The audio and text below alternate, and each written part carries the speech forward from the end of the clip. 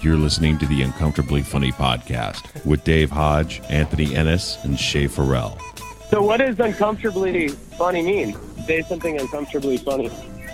You know, like when you don't want to laugh at a joke, but you do, because it's so fucking horrible, but you don't want to laugh. Like an age joke. Like, so it's taboo humor. That's what that means? Yes. Uncomfortably funny. Okay, so let's hear it. Let's hear something that's taboo or uncomfortably funny. What?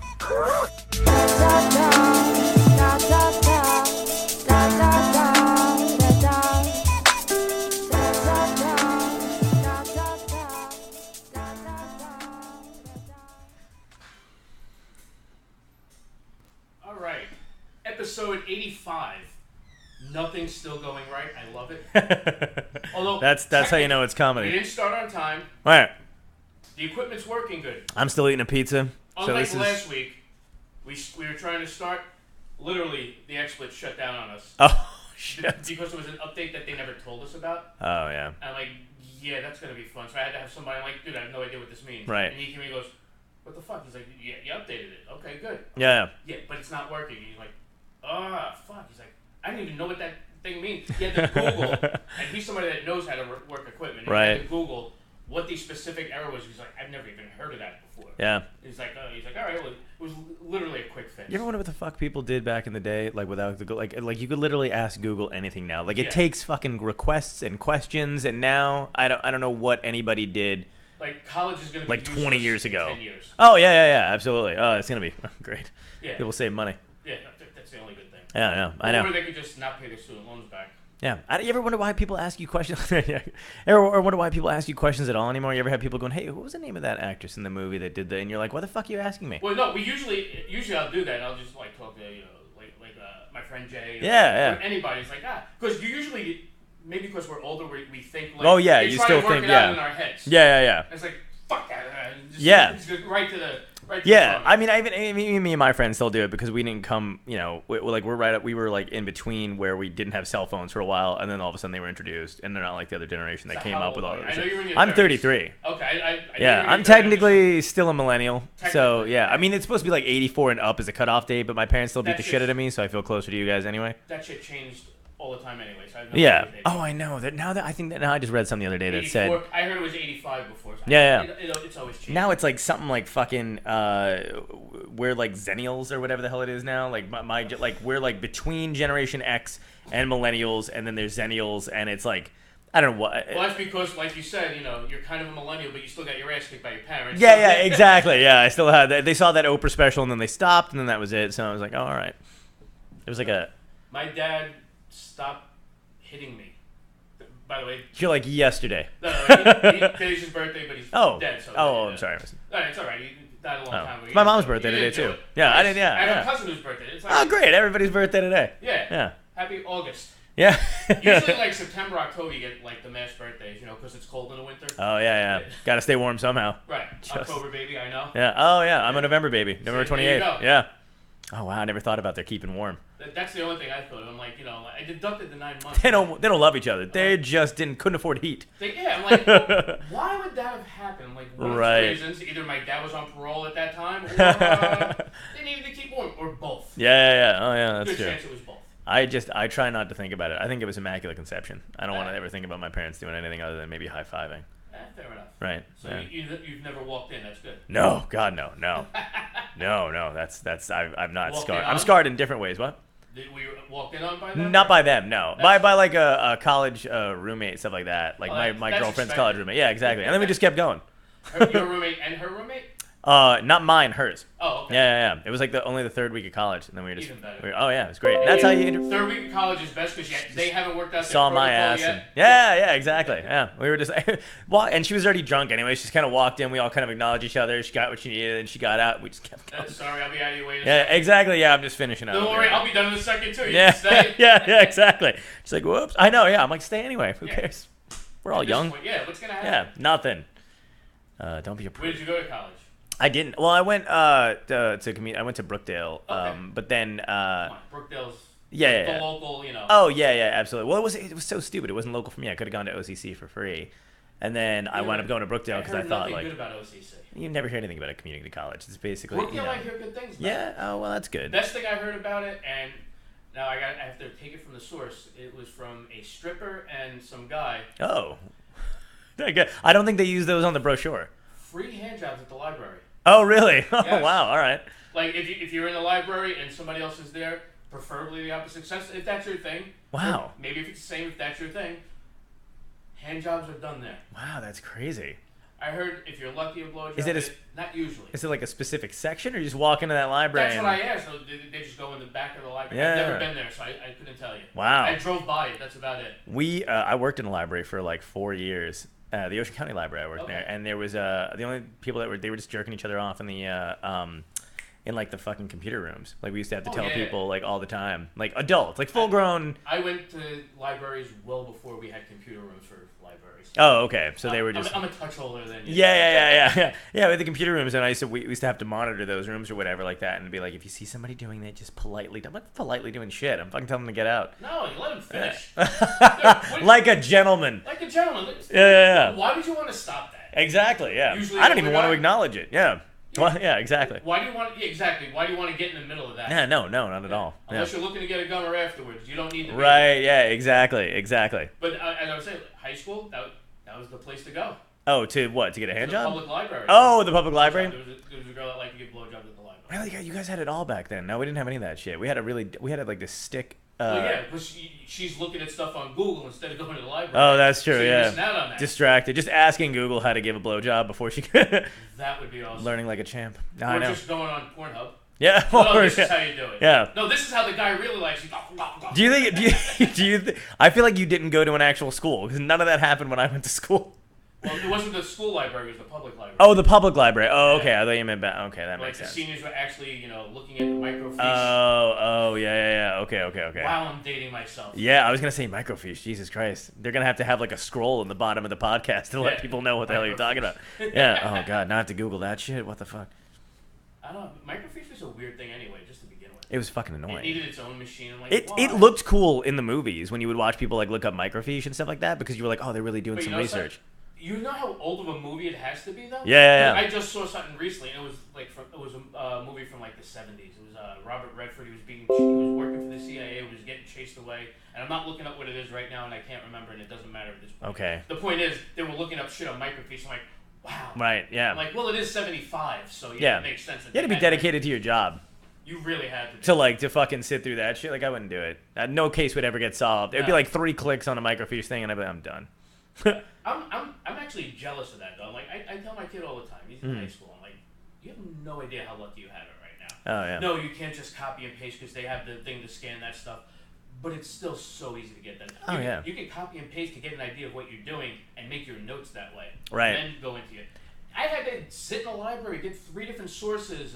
Make sure nobody else took out the same thing at the same time. Yep. Yeah, what's cool is what's cool is like it's gonna be it's gonna be how well you can research something and what you can utilize to look it up. You know what I mean? Like it's not gonna be what you know. It's gonna be how you're able to get it. Yeah. Like I sit there with my son, like Google it. Yeah, exactly. You asked for a cell phone. You got a cell phone. Yeah. Don't ask me for algebra work that I failed. Or directions. God, when people ask me directions, I'm like, I don't remember anything but how to get home. Like it's all gone. Only certain places like. My day job, I'll have somebody like, once again, the younger people like, he's like lost. He's trying to get here from here. I'm like, that's like 3 blocks away. Yeah. He just said he's by the Dunkin' Donuts. Yep. 3 blocks up. Oh, that Dunkin' Donuts. Yeah. Dummy. My whole family's from Brooklyn, and they're really good with directions. What part of Brooklyn? Borough Park. Makes sense. Yeah, 40th. They're just fucking amazing. Like, I mean, it's one of the few things that's actually impressive about them. But they would like if somebody pulls up and they're like, hey, do you know how to get to it? Like 5 of them will rush the car. Oh, yeah. With all different. They're like their own ways. Everybody has a different route if you want to take it. Everyone thinks they're the best route, and they're like, don't go down 5th. There's cops on that. They already know where the cops are. You know the guy that knows where the cops are. Then you got the other guy that knows where the food is. Yeah. Yeah, exactly. Like, can you guys meet up and get the perfect route? Because that'd be great. Yeah. That should be the next app.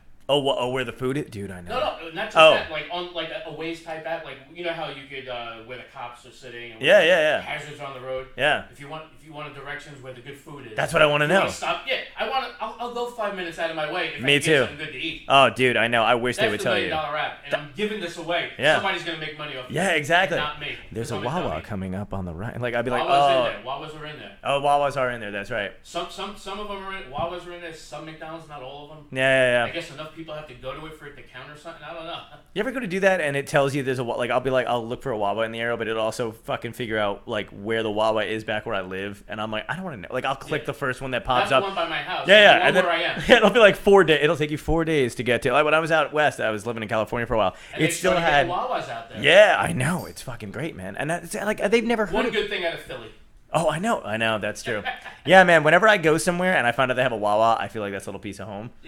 Yeah. Because Wawa should be how you travel. You should be able to step into a Wawa and come out wherever the fuck you are in another Wawa, and that's it. I think Wawas, like the regular Wawas, where they have the gas station attached and everything. Not those little shit ones with the nothing. Those are the only ones that are left. You have to go in the back to use the bathroom. Yeah. Where the employee restroom is. Those are Wawas where you get hand jobs. Probably. See? Full circle. Everything is, yeah. But no, I love the gas station ones. Jerk. Yeah, Did you see the new? Did you see the new ones that they got now? Like they actually redid the ones with the gas station now too. They have this fucking food display in the middle. Every sandwich like already pre-made chicken sandwich. So like I would never leave. Yeah. Like the oval where they have it's all new. Yeah. That's how we know because of the yogurts. Yeah. It's all new, man, and it's just I don't ever want to leave it. That I love, and you know what's throwing me off? Now they changed the way when you when you order your sandwich and you go in there, they have like one. They used to have like the one window on the side, but now it's like in the middle. Yeah. So now it's like you go, you order, you pay, you come back. Hold on a second. Woo. Yep. We have a call coming in. Oh, cool. Hello, caller. Hello. All right, unknown phone number hung up already. Good for you. They were trying to figure out. Yeah. Well, welcome to Marriott Hotels. No, I'm not. We had some prank people calling in about a month ago. Oh, did you really? And literally, they were incessant for Jesus hours at a time. Christ. I was in the middle of like a Twitter war with a bunch of socialists and communists. Oh, okay. I made fun of Bernie Sanders. They were very upset. Oh, yeah, the Bernie guys will get you. I'm like, come on, because I'll pick on anybody. Yeah, of course. I did not realize how they're worse than Trump people. Well, people are. Well, let's not get crazy. Well, they're not carrying on Nazi paraphernalia, but they're a different type of worse. Yeah, they're annoying. They're definitely a lot more annoying. They're not so much blood and soil, but they're just annoying. They're annoying. It's like really stop it. Yeah, exactly. No, everybody on Twitter's annoying though. You do understand that he's just another rich white guy 1%er, right? Well, yeah, kind of. Right. Not exactly. By his own admission, though. But yeah, he's made his money, but he's not like he's sitting on his ass on it. Right. Well, he's not like a Trump. He is earning it. Yeah. Hello. Oh. Hello. Dave. How are you? Who's this? Hello. Hey. It's Ren. Hey, what's going on, Ren? How are you? You took forever to answer. I tried to pick up wanted... Normally, my other co-host handles this. I'm trying to handle both right now, so I do apologize. He's doing it all. Yes. This is Swinburne Ren. She's on Night Flirt. How are you? Oh, hey. I'm good. I gotta get your plug out there. Come on. Yeah, plug away. I gotta chase that paper. Plug me. And also, yes, I am not looking at the Periscope or the Facebook feed only because I'm doing 3 other things. Yeah, he's fucking doing That's it all why. the time. It's okay. Well, I know you were upset the last time I wasn't answering you there, so I want to apologize in advance on that one.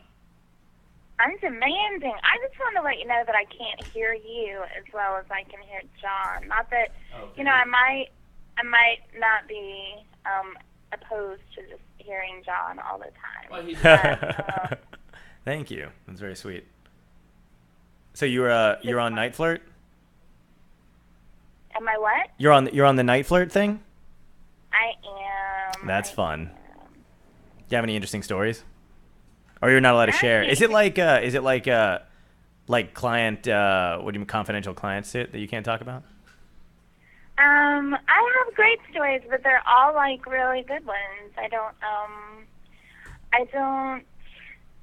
I don't talk to guys that annoy the fuck out of me. I just hang up on them and I let them call some cheap girl, you know. There you go. Nice. Why put up with the BS? Yeah, totally. Yeah. I feel like, I don't know, there's something for everybody out there. I'm not doing them a disservice. I'm just letting them, find somebody that is maybe a little more empty in the head that can deal with them. So. Oh, yeah. There's definitely plenty of them out there, too. Yeah. Do you know Robin Slim? Yeah. I can't hear John at all now. Oh, no. Do you know the Robin Slim show? She knows, she's friends with Ryder. Oh, she is? Okay, that's what I was going to ask. Yeah. I was like, I know. I know. I was like, I don't know everybody that's on that thing, but I know I've talked to Ryder a couple times, and because I'm always on the Robin Slim show. Ryder's my girl. I love the shit out of her. There you go. We're getting ready. Actually, here's a plug. We're getting ready to do a huge birthday campaign because Ryder and myself and another one of my night flirt besties are all Sagittarians. Hell yeah. Like you, John. And so we're getting ready to do a little birthday campaign because I love her. Oh, cool. Is it? So it's somebody's birthday soon, like in November, I guess. What is? I'm a Sagittarius too, but I don't remember what the cutoff is. Yeah, mine is the 25th, and hers is the 23rd, and then our other friend is December 2nd. Oh shit, that's awesome. Nice. Britney Spears' birthday. Oh wow, you pulled that up real quick. Which one of us is the millennial? I remember that. Yeah. One more time video. Some things just stick. Counting down the days until it's okay. So you don't have to feel shitty about jerking off to her? Exactly. All right. That makes sense. He's like, when's her birthday? What's the year? Not know. Well, I don't want to bogart your show. I just wanted Not at to. all. You're always welcome to call.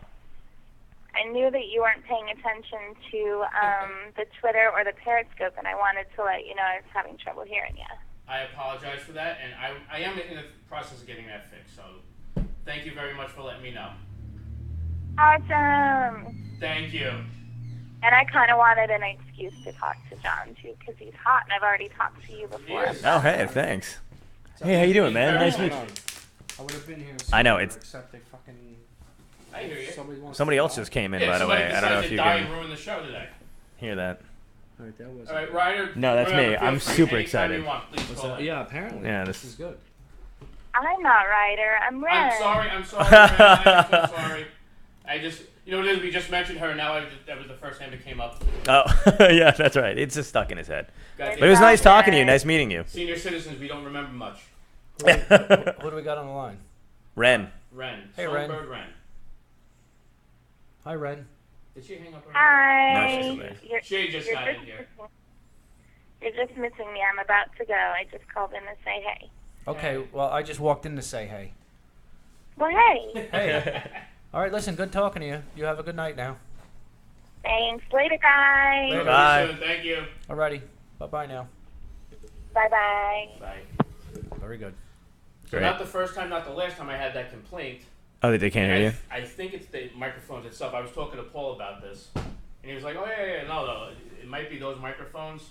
That's the issue." So because I wanted to order a new microphone for myself, only because I'm always getting up, walking around. Yeah. I got a headset with a mic that goes to the board, so. Oh, okay. That'll help me in a different way, and I'm not gonna have a problem with not hearing me. Or I get lazy and I decide to sit back here. And right. I'm like, yeah, nobody can hear me. Pendulum, the first 20 minutes just sounds like me talking to myself. Right, yeah. Dave left, and now there's just this douchebag on that no one knows. See Dave, but the other guy's still talking to himself. Yeah, I don't know. You can see it. One-sided conversation. Why is he mumbling? Why is he mumbling? Yeah. Mumbling to himself. God, he seems angry. Dave's lips are moving, but we can't hear a word. It's a ventriloquist act. Oh, that's too funny. So what's going on? I guess Anthony couldn't make it. Yeah, I guess the game was on. Game didn't get rained it out. What's going on with you? Same old shit. John Shay. I think he did that already. Yep. I believe so. There. Yeah. But I figured I'd do it officially on the show. Official. Yes. Official. We were just talking about hand jobs at the library. Oh, well, I mean, it's funny because I was just thinking about that on the way over here. Going to the library? or just jerking off on the way here? Well, both. Okay. Because it's such a great place. Is it just the rain that does it to you? The rain, the park, everything else. It's very romantic. Couldn't resist yourself. No, well, it's the rain does it. The sun does it. The cold, the hot, funeral, right. driving in my car, being in my car, breathing, anything makes me want to give myself a good wank once in a while. You know, damn near rip my pecker off, you know. Jesus. Stop short? Jerk myself into a coma. Wow. But I'm glad I shook your hand when you came in. Yeah. I feel like we're closer now than we've ever been before. Yes, we have, obviously. Yeah, I know, seriously. I don't know if anybody can see the floor, but it's soaked. Yes. I got ready before you got here. I knew you were. I could feel it in the air. This is John Palermo. Yeah. Now, how do you pronounce the last name? Poveromo.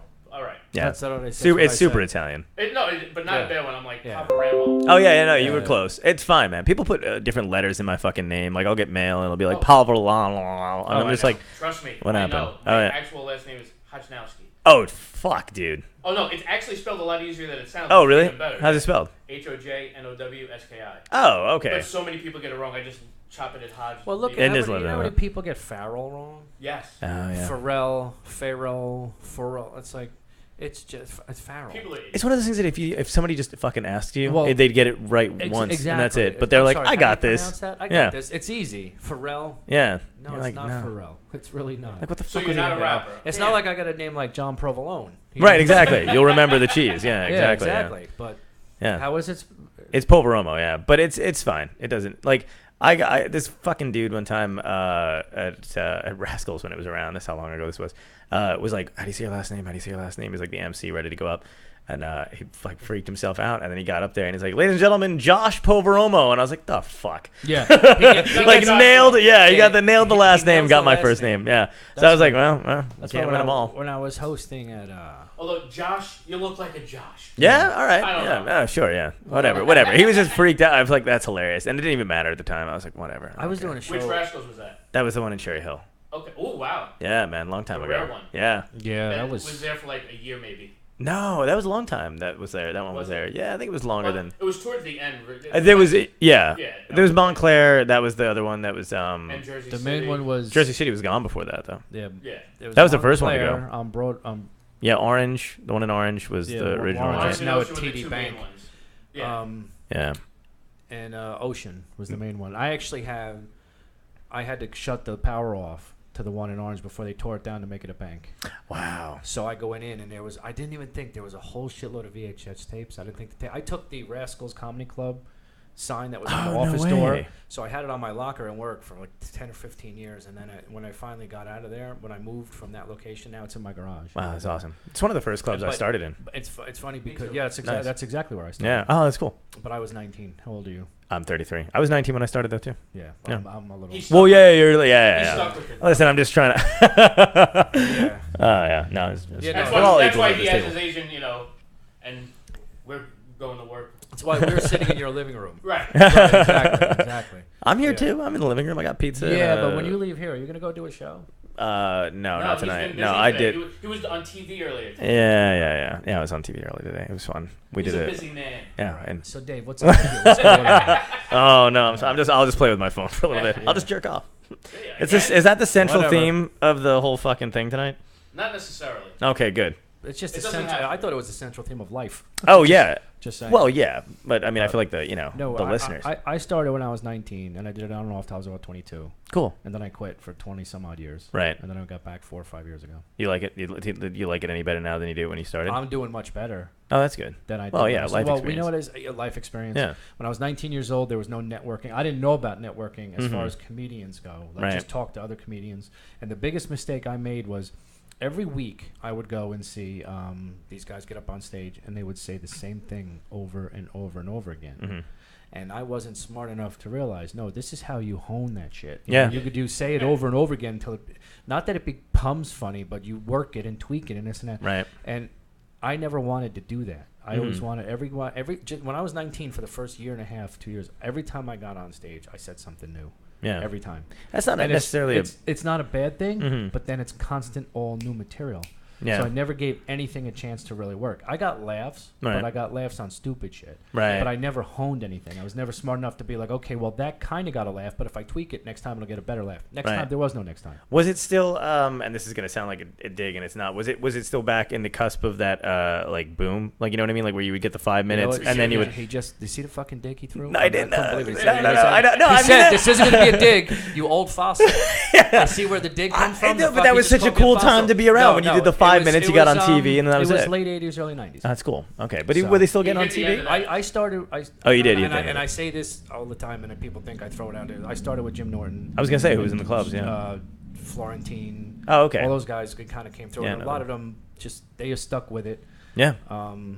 There's a guy who gave me time on his shows, gave all time on his shows. He's down in Florida now, Frank Del Pizzo. Oh, okay. You know Frank? No. No, he's. I'm doing Florida in November. Where is he? Is he still doing it? Oh yeah.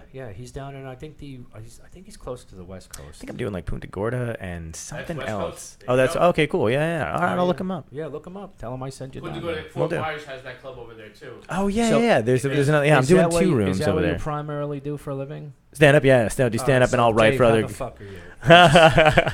He decided to be a pro. Yeah, I'll do today. That's why I'm late. I was at work today. Oh, what do you do?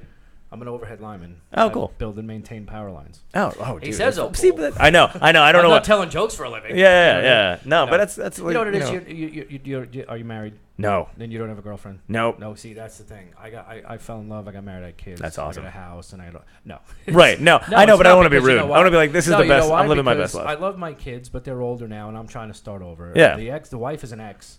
So, okay. You know.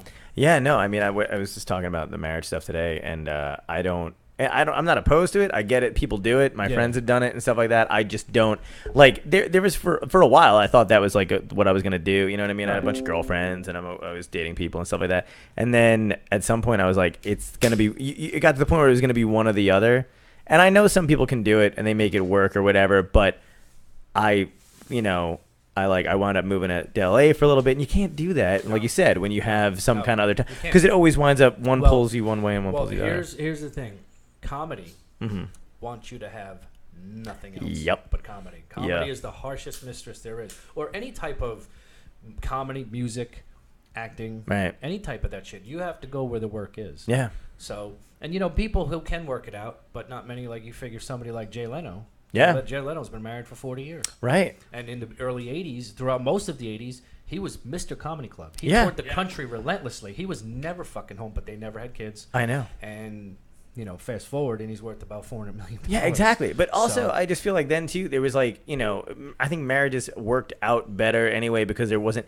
That sounds fucked up, but I'm saying there's not a lot of options. Like people are like, well, why am I going to stick around? But it was kind of like that. You know what I mean? Like, there's nobody's gonna wait. Harry thing too. He left his wife and kid behind. He's like, I'm going to LA. Yeah, I want to be in movies. But like no one, and I understand this too. No one's gonna wait for me to figure out this. You know what I mean? Like not when they've got Tinder and Hinge and Bumble and fucking Instagram and dudes who have better jawlines than I do who make money. You know what I mean? Even if the women who say, okay, well look, you do what you got to do. I'll be here. I'll support you. I'll be here when you get back. But you're gone for 6 months, and all of a sudden you come back, and it's like, well, whose kid is that? Because he looks like. I'm just saying, Yeah. And that shit happens to a lot of people. They think they can handle. And even now, like my wife, I'm remarried. I'm in a category of things we didn't learn the first time around.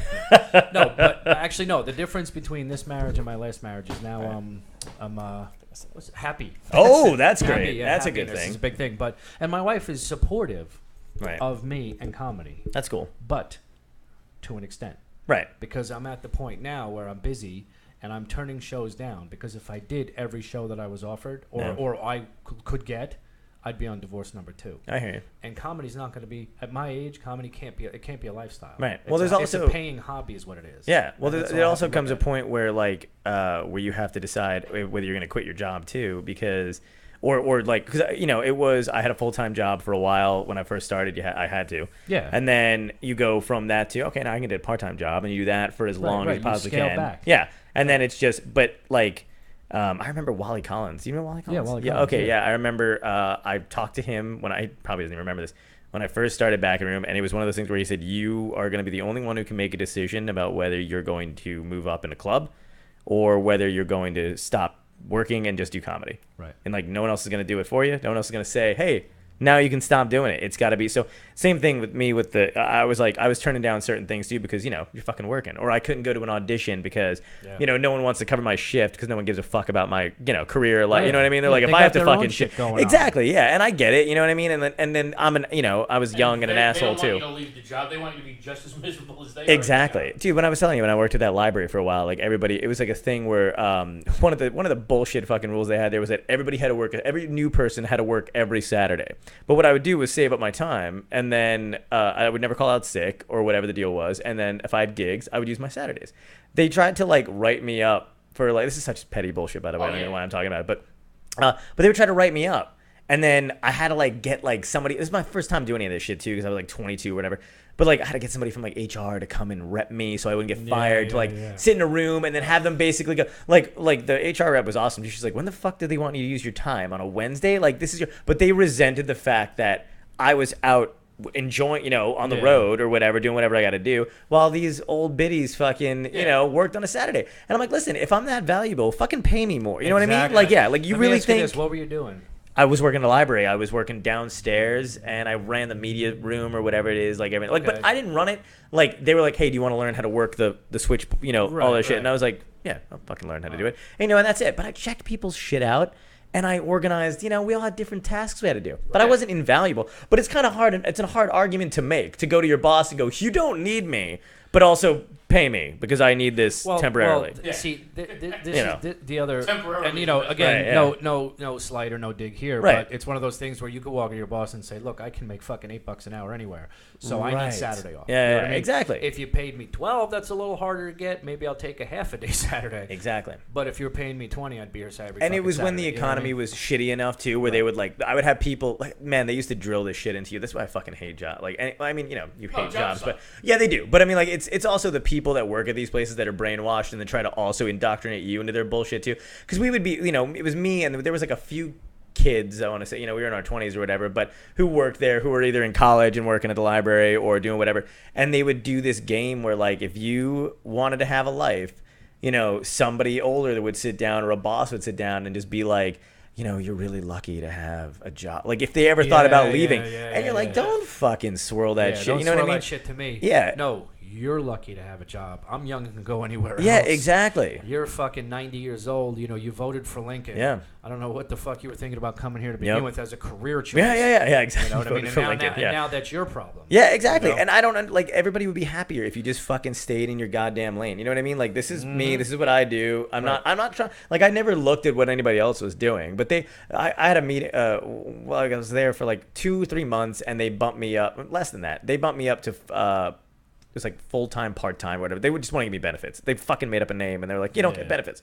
So, but I wound up getting more hours or whatever to be like a part-time dude. And then I got called in their office one time, and they were just like, the woman who hired me was super nice, and she was super old too, so she was kind of sweet about it. But she's like, listen, she's like, I don't know how to put this. And she goes, but, some of the other people are kind of complaining. I'm like, oh, am I doing something wrong? Like, no. You're doing everything right. Oh, okay, great. So nothing with the computers. No, you're fine. They go, you're a little too self-assured. I was like, really? That's the problem? Is that I'm too... But yeah, there were people who worked there were like, he's a little too... You don't want people to be comfortable, you fucking cunt? Like, you know what I mean? Like, that's the... But that's... these are jobs... Like, I just... It's crazy. So trying to do... See, at that point, that goes back where you have those people that are just set in their ways and they're not changing because, like you said, they've been there since they voted for Lincoln. Yeah, exactly, But it's not like I'm kicking my feet up at the fucking desk. I'm just me. This is me. This is my personality. At that point, I'd look at somebody right across the desk and go, I'm sorry, I believe I call it cocky. Yeah, now, exactly. If we're done here, I have work to do. Yeah, I know, I'll man. Pencil you in for next week because, like you just said, I know what I'm doing. Yeah, yeah, and it was one of those things too. Is I'm not one of those people. Whenever I worked a job, I'd always do the job well, or whatever the hell the deal was. But I would never. There's those people that work a job and they report to their bosses about how hard they worked that day. Yeah. But they'd never hear from me because I'd do whatever the fuck I had to do, and then I'd leave at the end of the day. But because they're not seeing that same. Oh hey, so I did A, B, C, and D, and then I'm gonna do this. And meanwhile, I'm just fucking doing the shit. And it's. My thing is, I don't say anything, but I make sure I do enough that they know. Oh wow, he did this today. Right. The second they check on anything I did, it's like, oh yeah, he does work. Yeah. He's not like these 5 fuckers. Yeah, exactly. That's why, like, I have a lot of people. I'm a supervisor at my job, so I have a lot of people that think they could do the shit that I do and get away with all the leeway I have. I'm like, yeah, but when you've done as much as I have for the company and do as much all the time, right? then you could get some leeway. Yeah. When you come in late all the time, right? People are gonna notice. Yeah. Oh, yeah. Exactly. They used to do stuff. They would get to the point where they would just be like, what are you doing? You're just sitting. Did you do this? And I'm like, yeah, I'm done with fucking everything. Like I finished everything. Yeah. And they'd be like, well, fucking look busy because we can't have you just, And I'd be like, what do you want me to do? Like I'm just done. Like you know what I mean? Like we had like an hour left, but they would. I love the look busy thing. Like why? Yeah, Who's watching? Why? Who's watching? And what are they gonna ask me to do that I haven't already done? Yeah. You want to dust the books? Yeah, what the exactly. Fuck is left? They'd be like, or if I took like it would be funny too. How We'd do be. we adjust the Dewey Decimal System? Yeah, exactly. How do we update that? Can you we redo move it? over one point. Yeah. No. They used to do that. It would be one of those things where they would start giving you shit like, can you just wipe down the desk? I'm like, no. Oh, I know. We have a night crew that comes in. You know and what's does funny? I actually, years ago when I was first doing comedy, I worked in a building supply house, and then to make a couple extra bucks, I delivered Chinese food 2 nights a week. Nice. So when there weren't any deliveries, the guy would come out and he would try to pull that shit, but it wouldn't work. He'd come out and go, "Oh, shit, you clean steam table?" and I'd be reading the paper. I'd go, "No." Yeah, exactly. You know what I mean? Like this, no. I was hired to drive. Yep. That's what I do. Oh. I get tips. I get like $1 for delivery. And some nights we were busy. Yeah. Some nights we weren't. Sometimes I'd be running for an hour and a half, and then I'd be sitting for an hour. Yeah. Oh, you bag a noodle. You put noodles in bag. Nothing gets on people's nerves more than you not doing anything but what you were hired for, and it doesn't make any sense because like that's what this is what it said I was doing. Right. You know, I mean, like, and it's one of those things where I'll totally do. Like, I'll somebody asks me. I want them to make sure that they understand that I'm doing it because you fucking asked. Yeah. Not because like I feel any obligation to like my job. But I'm doing a nice exactly. Like we used to have this one woman who used to micromanage us all the time. Her name was Arlene. She's fucking awful.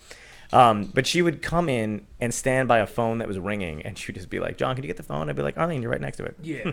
Grab the phone. But she got paid $1.50 more. She needed to let you know that she did it. So that's her way of saying my arm can't reach. But exactly. But at the same time, anytime we had these meetings, it was like we all contribute. So I would still get but I wanted to make sure she knew I knew she was full of shit. Right. So those are the games I would play, just to make it like fucking palatable for me. Work sucks. It just does. Sucks all the way around. Yeah. It doesn't matter how you slice it's almost it. to the point where it doesn't matter where you go, where you work, what you do. I know. I mean, even with comedy's great, but the politics of it is such bullshit. Oh, it is fucking bullshit. I had a thing today where somebody said my tape was inappropriate, and I was like, I'm a comedian. Yeah. Like, what is it? What do you mean it was inappropriate? What's inappropriate? Yeah, exactly. Did you just get on and say cunt 1,500 times in a row? You know what? That was probably even it. Then, right. I could still see people who'd be like, you don't hire this guy. yeah, exactly. You know what I mean? I think it was probably that I didn't say it. It was weird too because I know, like, here's the thing about that kind of shit, and I understand that there's a thing that some bookers have or some managers have is like, listen, if in the rare occasion somebody does become famous, we want to have this person back in the room, or we want to be able to go, hey, you're ready to headline our room now, and it's like, not really. But like, so I get that part, but I'm so much better when people just go, hey, look, fuck off. We don't like you. And I'm like, oh, thanks. I don't have to. It's so refreshing. Yeah, I don't have to try. You know what I mean? Or I don't have to figure out why. Hey, but fuck off. We don't like you. Okay. Great. Yeah, We're done exactly. here. And I probably wouldn't like them either. I'll move along. Yeah, See, exactly. Our other co-host gets that a lot, except they don't actually say that to him because he's a larger. Oh no, because he appears to be the kind of guy that if you say that to him, he'll rip your arms off. Half. Oh yeah. He'll probably rip you in half. He'll beat you to death with one, and then shove the other one up your ass. Perfect. But the other up your ass. I know. I wish I met this guy. I like. Oh, you'd like. Yeah, Anthony. that's cool. And you know what? He's funny. Oh, cool. He's very funny. But a lot of times people are like, yeah, we like you. Yeah. And run away. Oh yeah, exactly. That was good. He's an imposing figure to say the least. What's his name? Who's he? And you know what? It's Anthony Ennis. Oh, okay, and the fucked up part is he's like a nice, super nice guy. I mean, don't get me wrong. If you're in a bar and you're pushing him, he's gonna rip you and 10 of your friends into an asshole. Oh, but sure. Otherwise, he's a nice guy. He's just a gentle and giant. he's funny. Yeah. Gentle giant is the best way. That's cool. But he's just sometimes he likes to argue on Twitter and Facebook. So and a lot of people follow. Everybody that does. shit, Who the fuck doesn't at this point in the game? Yeah, I've actually stopped recently. Beef with the furries. Oh, dude, there's Nazi furries too. Like if you go down that little fucking rabbit hole, there's like Nazi furries and all the other shit now. Yeah, there's like little sex. Everything is so fractured now. You're anyway. like a fucking cat with a mustache. First we take Switzerland. Then we He trims all of his whiskers real short. Then we get the meow mix. No, So you do comedy for a living, Yeah. which is really nice to Now, know how long because have you been I doing don't. it for? 13 years. Oh, how long have I been doing it Yeah. for a living? Yeah. Probably like 4 or 5 years. Yeah. So now you're touring. 'Cause that's now? when I stopped. You're Yeah. all over the place, and Yep. you have a booking agent or a DC. manager. Or I have a an agent? manager and an agent. Yeah. Both. Okay. And I have an agent out in LA. RPM, I think Talent is the name of the agency, but they do like commercial stuff, like so they'll send me out on auditions and shit. All right. And then I've got my manager. Who books your stand up? My manager basically still does that kind Still of stuff. does We all have an that? agent that every now and again will get me stuff here and there, but my manager is kicking ass and he's amazing. And Obviously. yeah. He's fucking awesome, and No, that's and we good. get If you- along really so well if you too. can make a living out of getting up and telling jokes. Yeah. Granted, making a living that you're not supporting. A Two wife kids, and a kids. wife, a kids. Yeah. You have an And apartment. no I'm mortgage. sure. Yeah, but no You don't mortgage live or in like your that. car. Yeah, exactly. Yeah. You're not living in the car, so that's Right. good. That's awesome. At 19, that's exactly what I wanted to do. Right. Well, yeah. I mean, But I think the thing is, and this is what kind of it sticks in my head, and I know that it shouldn't. Mm-hmm. I haven't seen your tape. I don't know you. I don't know. I'll Right. have to watch. Sure. Whatever. I'll definitely watch. But you're obviously doing something right if you're making a living at it. Right. Thanks. But I think there's so many people out there who how do I? They're Can't- let's put it this way. They're not doing Can't. it right, even though they're making a living. No, not even that. Can't make a living at it. Oh, yeah. No, Like, of course. We'll perpetually be It the could- starving artist forever. Yep, and it could turn You know what at I any mean? second in either direction, though, and that's what I don't Oh, think yeah. people Well, that's the understand thing. either. You could pivot in any way. But, Yeah.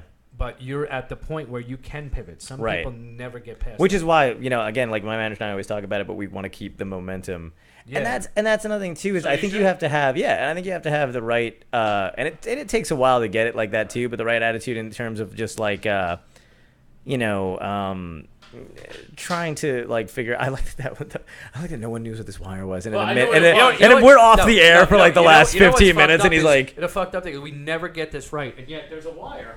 No, that's just the plug for the laptop. That's We're it. not gonna. Oh, plug okay, that- okay. We're not gonna plug that We're shit in. Yeah. Charge. It's it's like having a switch that you don't know what it does, but meanwhile it's turning off Coney Island. Yeah, we're no longer on in Omaha. But, yeah. What's that joke? That, you got a light switch in your house, it doesn't work. So you click it on, I don't know, 50 times, and like 2 weeks later, you get a postcard from a woman in Germany saying, "Knock it off." That's hilarious.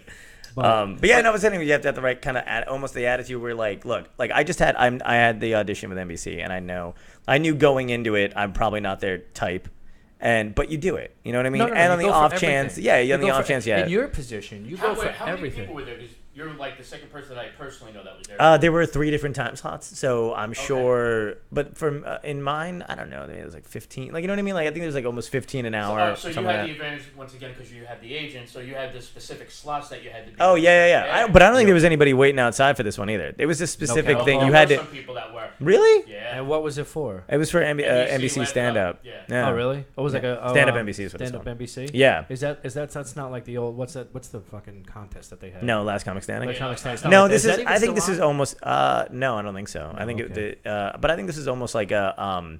They're looking at you for like a development deal type of thing, where like if they like 5 of you, you get like a deal with, you get a contract signed with NBC or something like that, Yeah. which is great. Not a bad deal. No, it's not a I bad also don't know anybody off the top of my head who's gotten anything from stand-up NBC. Maybe I'm just not following it closely enough.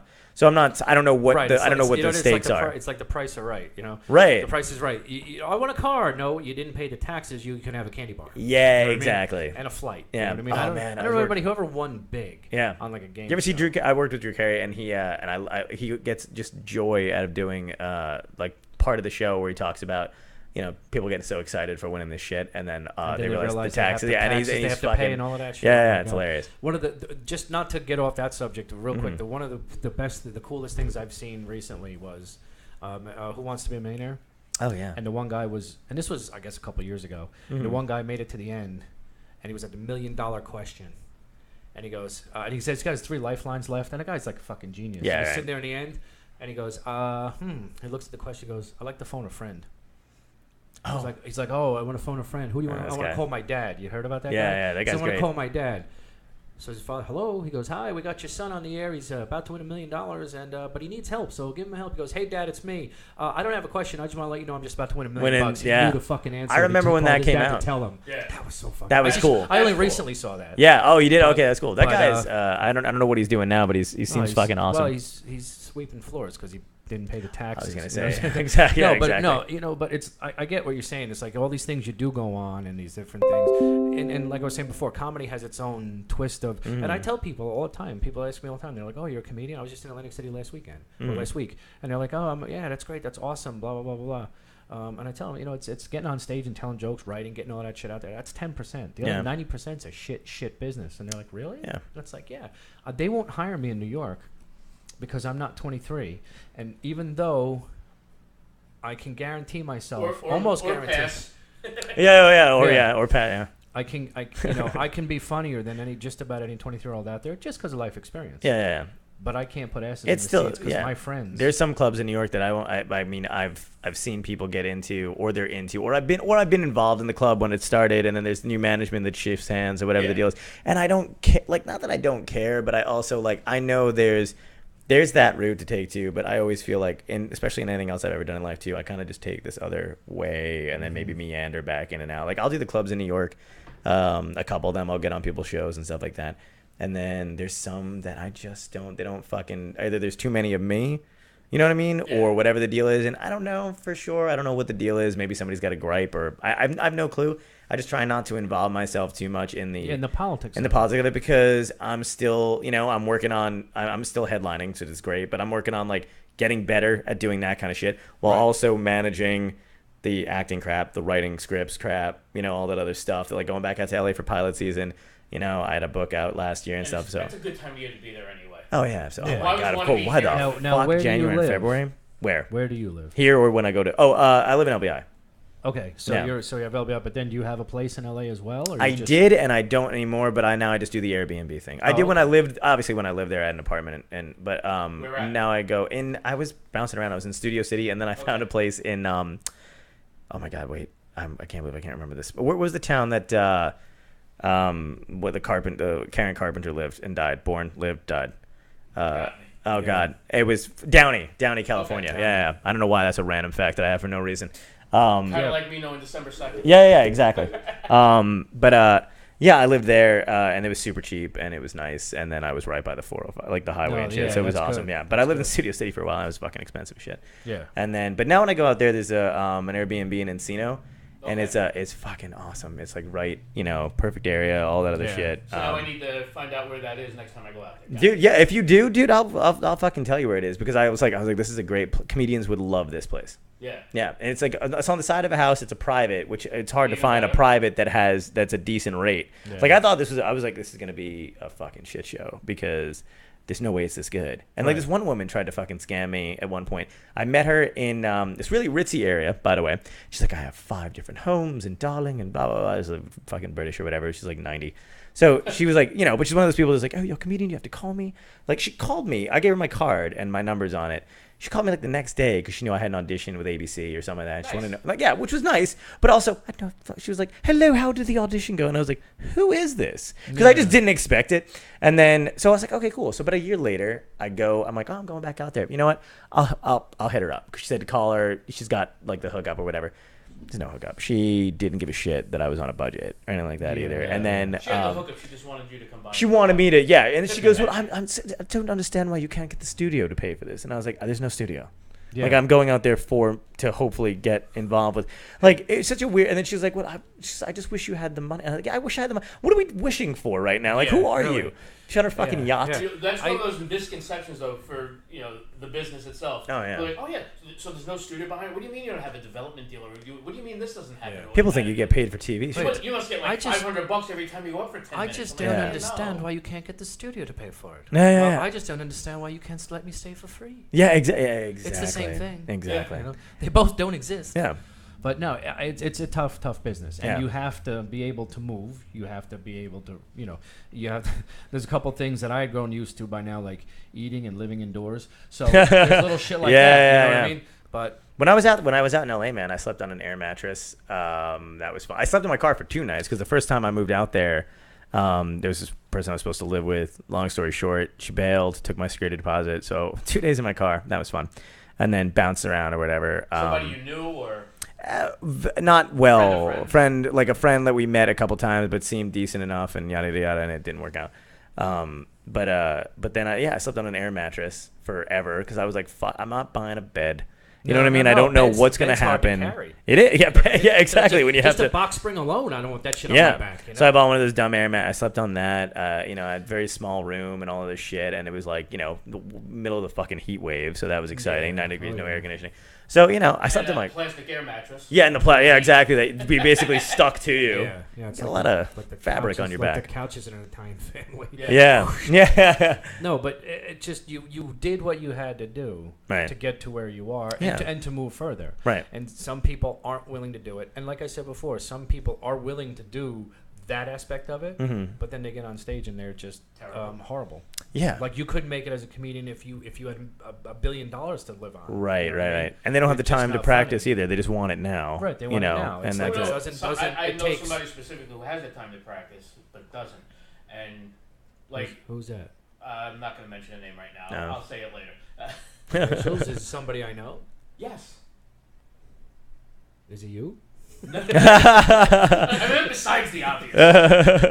I feel like this is going to break into a game show that I had no idea about. Like you guys do this every week where you're like, guess who I'm talking about? And the fucking thing comes down. Every now and then we do that. Oh, okay, yeah. It got to a point where like one person who was actually was a promoter in New York, he used to run a lot of shows all over town and is half-assed run out of the business, but he still books breweries.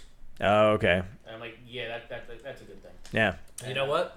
My sister could book a brewery. Yeah. Just saying, Yeah. But I'm the guy that's been doing this 20 years. Meanwhile, he's been doing it 3. Oh God, I know. Yeah. Like actually 3 years. You know what I'm a big fan of, and I don't like, but the bookers who don't want to be your friend. I'm so happy with just book you, pay me, and they don't want to. You know what I mean? Like I don't mind talking to people either, but there's one of those people that they were like, what are you doing after the show? You want to go to? No, I don't. I'm tired. No. And I don't want to be anybody's listen, just friend. So you know, I just worked. Yeah, exactly. I'm off work right now. Yeah. I'm going to get dinner. Yeah, and it's such a weird. I mean, I know you can't technically have that kind of attitude, and I usually go along with it. But I'm always like, it's almost like a friend of mine worked overnight, washing floors in a supermarket. Right. So he'd be sitting at a bar at 7:00 in the morning. He's like, "No, this is my dinner time." I'm like, "How do you sit in a bar at 7 a.m.?" He goes, "No, this is my dinner time." Yeah. I'm not. This isn't 7 a.m. to me. You know what I mean? I'm like, right. Finally, Then fast forward a few years, I'm at I'm 7:00 in the morning. How you doing, man? Hey, it's my dinner time. Yeah. But I worked the overnight. Yeah. The overnight, did you? No.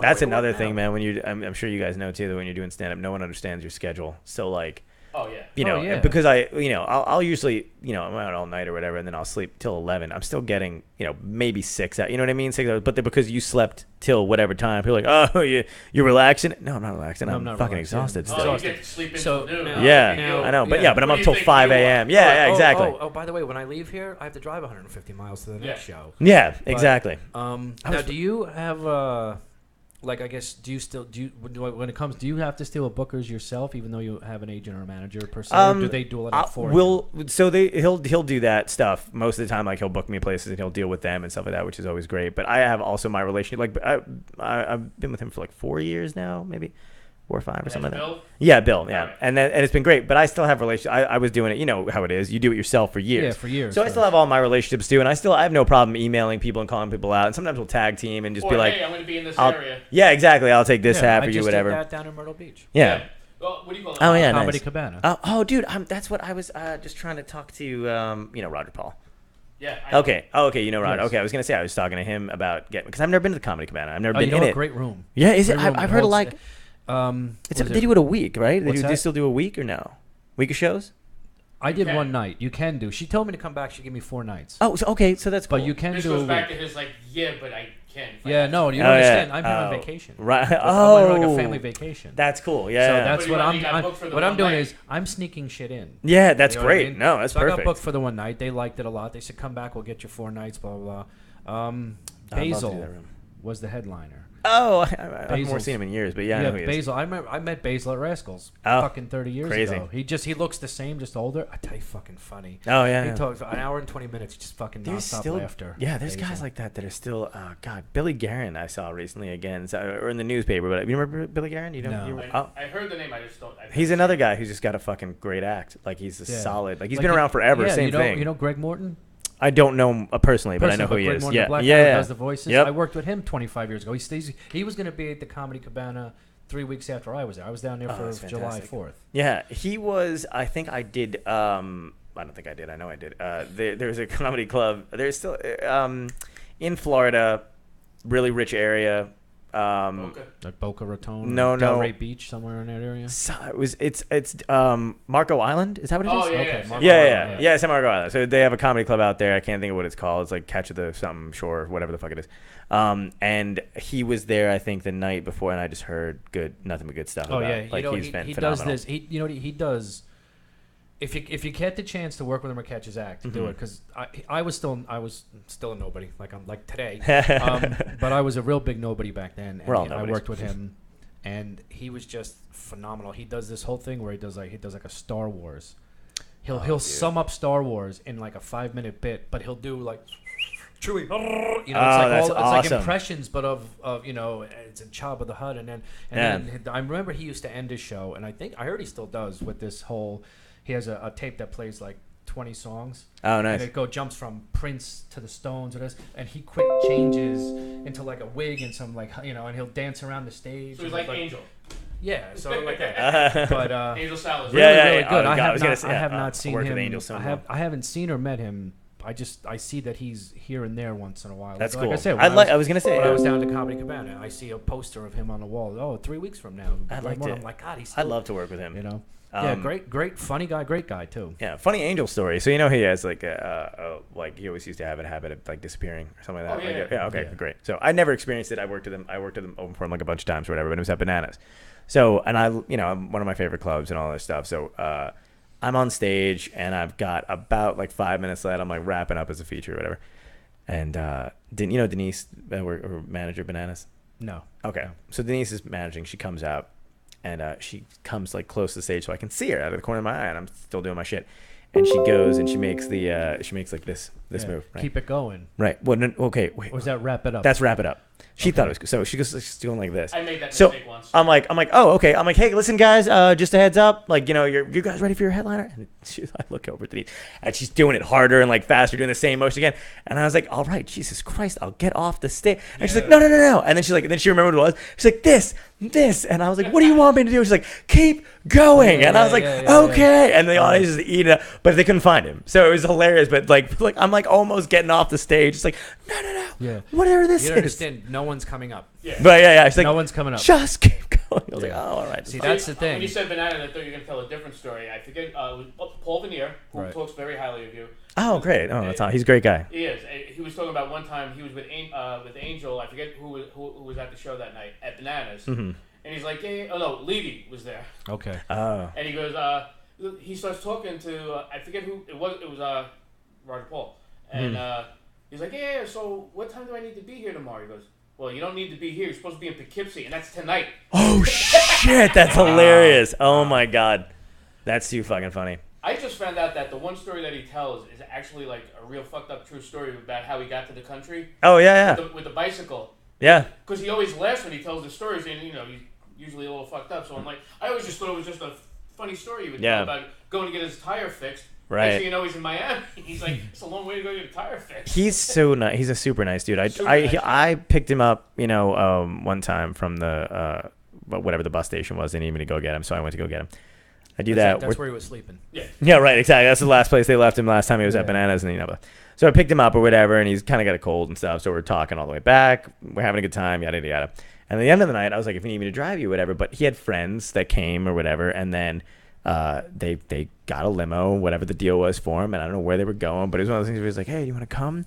And in my head, I was like, if I get in that limo, I'm not like I'm 2 hours away from home. I was gonna say you're gonna wind up in Cuba. I was gonna say exactly. No, this is Hasbrook Heights, New Jersey. No, I'm saying, did you go to were they going? Oh, I don't know where they were going. I didn't even. It was one of the things where I was like, I almost was like, yeah, I'm gonna get in the limo, and then I was like, and Denise had like I could see her being like that's probably not a good, because I was like.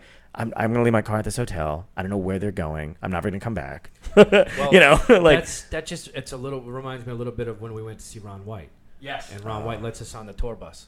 Oh. So I love Ron White. Half an hour after the show is over, I'm standing on Ron White's tour bus. I got a glass here because that's tequila that he drinks. Yeah. Because he owns the tequila company. Oh, him okay. And his brother-in-law. I love. First of all, that's all. I love tequila. Yeah, so that's you can't, amazing. You can't get it if you go on his website. He can send you a bottle. You can't buy it everywhere yet.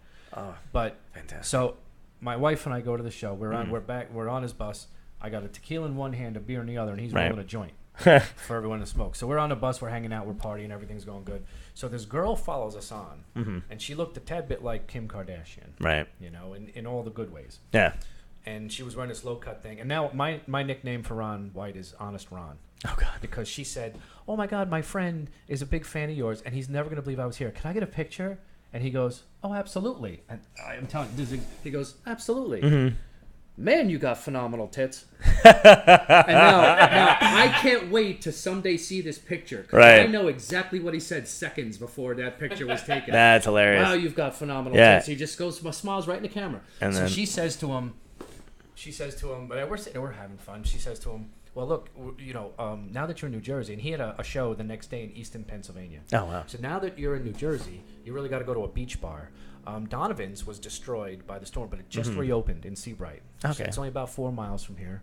So we should go. Now I'm sitting there thinking, well, he just did a show. He's tired. He's got to drive to Easton, do a show there tomorrow night. Blah, blah.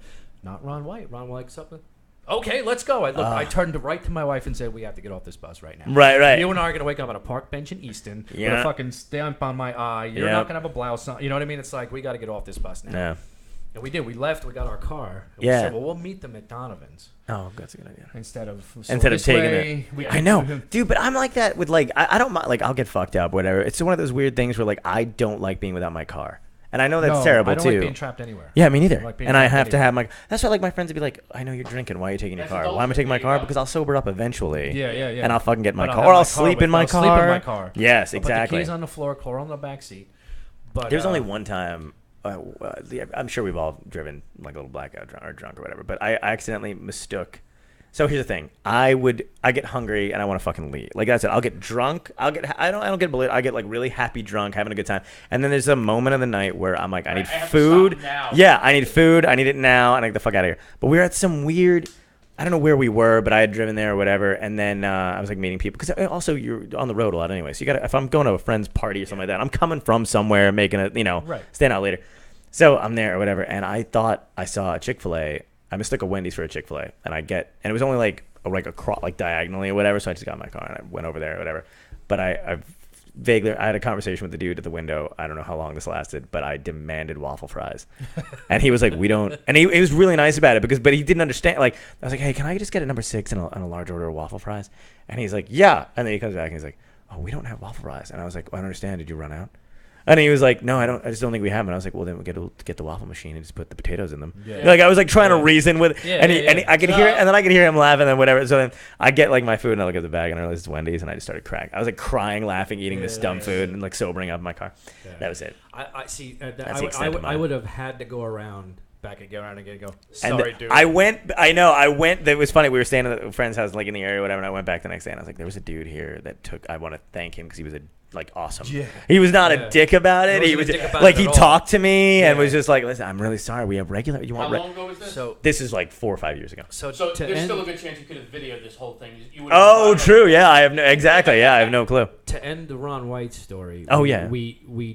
We walked to our car, which we had to park a few blocks away. This was in Red Bank. We was at the Cal Basie. Right. So we walked to our car, get in the car, warm it up. We leave, take the slow ride. So we'll go back and see if the bus is there. We'll go to, if it's not there, we'll go to Donovan's or we'll wait. We come back around the corner.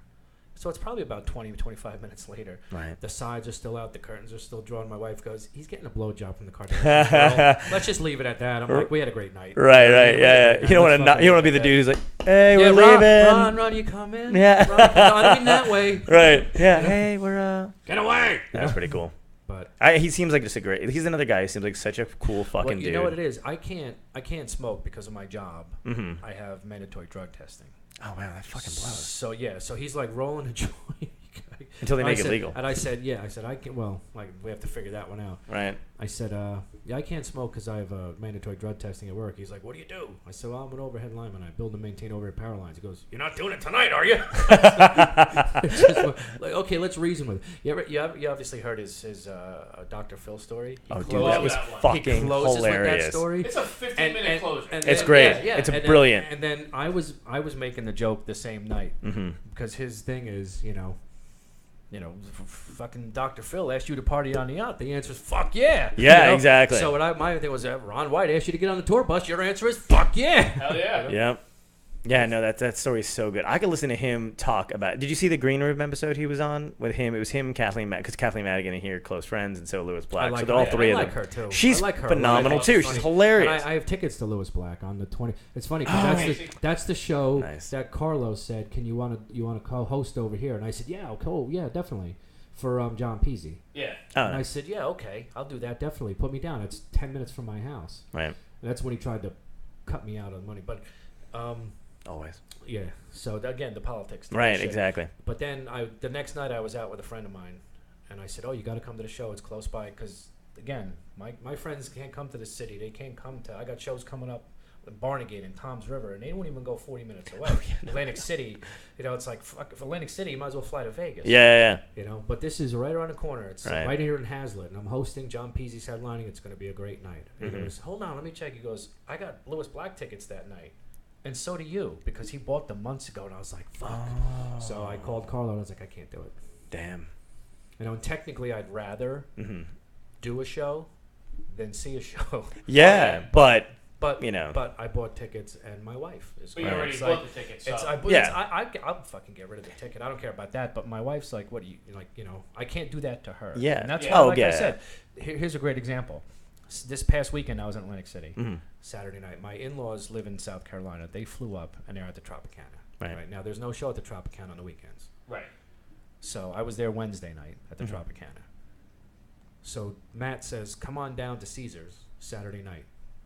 And I'm like, all right, if I can get them to come down, but they're older, they can't walk, and it's halfway down the boardwalk. And I mentioned it just because I kind of knew. It's like, this is where I am in life. Yeah. If we all want to go down to Caesars, I know I can get a 15-minute spot. Oh, nice, yeah. Oh, okay. What time would we have to be there? Well, we'd have to be there in like 5 minutes. Right. So, because we got down there late, and then my wife's like, I don't know if we can make it down. I was like, forget it. Just forget it. Yeah. Let's go out. We'll gamble. We'll drink. We'll have dinner. Because now we're going to dinner. And it's like, because that's the other thing. My wife's like, well, then if we go, we have to be there for 2 hours. I'm like, listen, if we went to that show, that's one of the few shows, because I'll hang out a whole show. I like to support. I like. Oh, you yeah. know what I mean? If there's a 2-hour show, whether I'm hosting or opening, if I'm hosting, I'm there the whole time. You're there the whole day. I'm there the whole night regardless, which I enjoy hosting. I do a lot of hosting. Yeah. But even if I'm doing, a set up front, 10, 15 minutes, I still hang out. Yeah. That's one of the few shows I would have said, look. If you don't have any other gigs afterward, you got to hang out. I got to split. I got my in-laws. We got to go. That's one of the few. But we were going to dinner. I was like, just forget it. And like I said, that's where I am. No, I hear you. But you can still make progress being in that. As long as you don't get angry about where you are, I feel like no matter what position you're in, you're fine. Oh, no. See, I'm not. You have to come to the realization that, like I said, I could possibly still make it. Sure. Big. Yeah. It would take a hell I was just going to say, I was thinking that. Big uphill climb. Well, I was going to say the same thing. You ever see people like on these shows on HBO that, because everybody's got like a show about stand-up, or they got stand-ups and stuff like that. You could be in a club. You can be in the right place at the right time. Make friends with a nice person. They'll be like, hey, you want to do like a couple lines on this HBO show I got about yada yada yada. Right. The doorman or whatever the hell the deal is. Yeah, anything. You just you got the look. You got this. That happens to many people. Do you get this is almost a little off topic, but do you get like do you still get the hassle of like when your friends come and they think it's about them? Oh yeah. Because I can't. You know what? I cannot fucking. I'd rather people didn't. Like people I knew never came to see me. Well, see, this is I agree 100% with that. My friends, I only had once or twice that I had friends that got drunk and got loud and started yelling. Only once or twice. That happened to me once at the Taj, and they weren't specifically there to see me. It was literally like 15 people I grew up with that happened to be there and got front row seats on the show I was going to be at.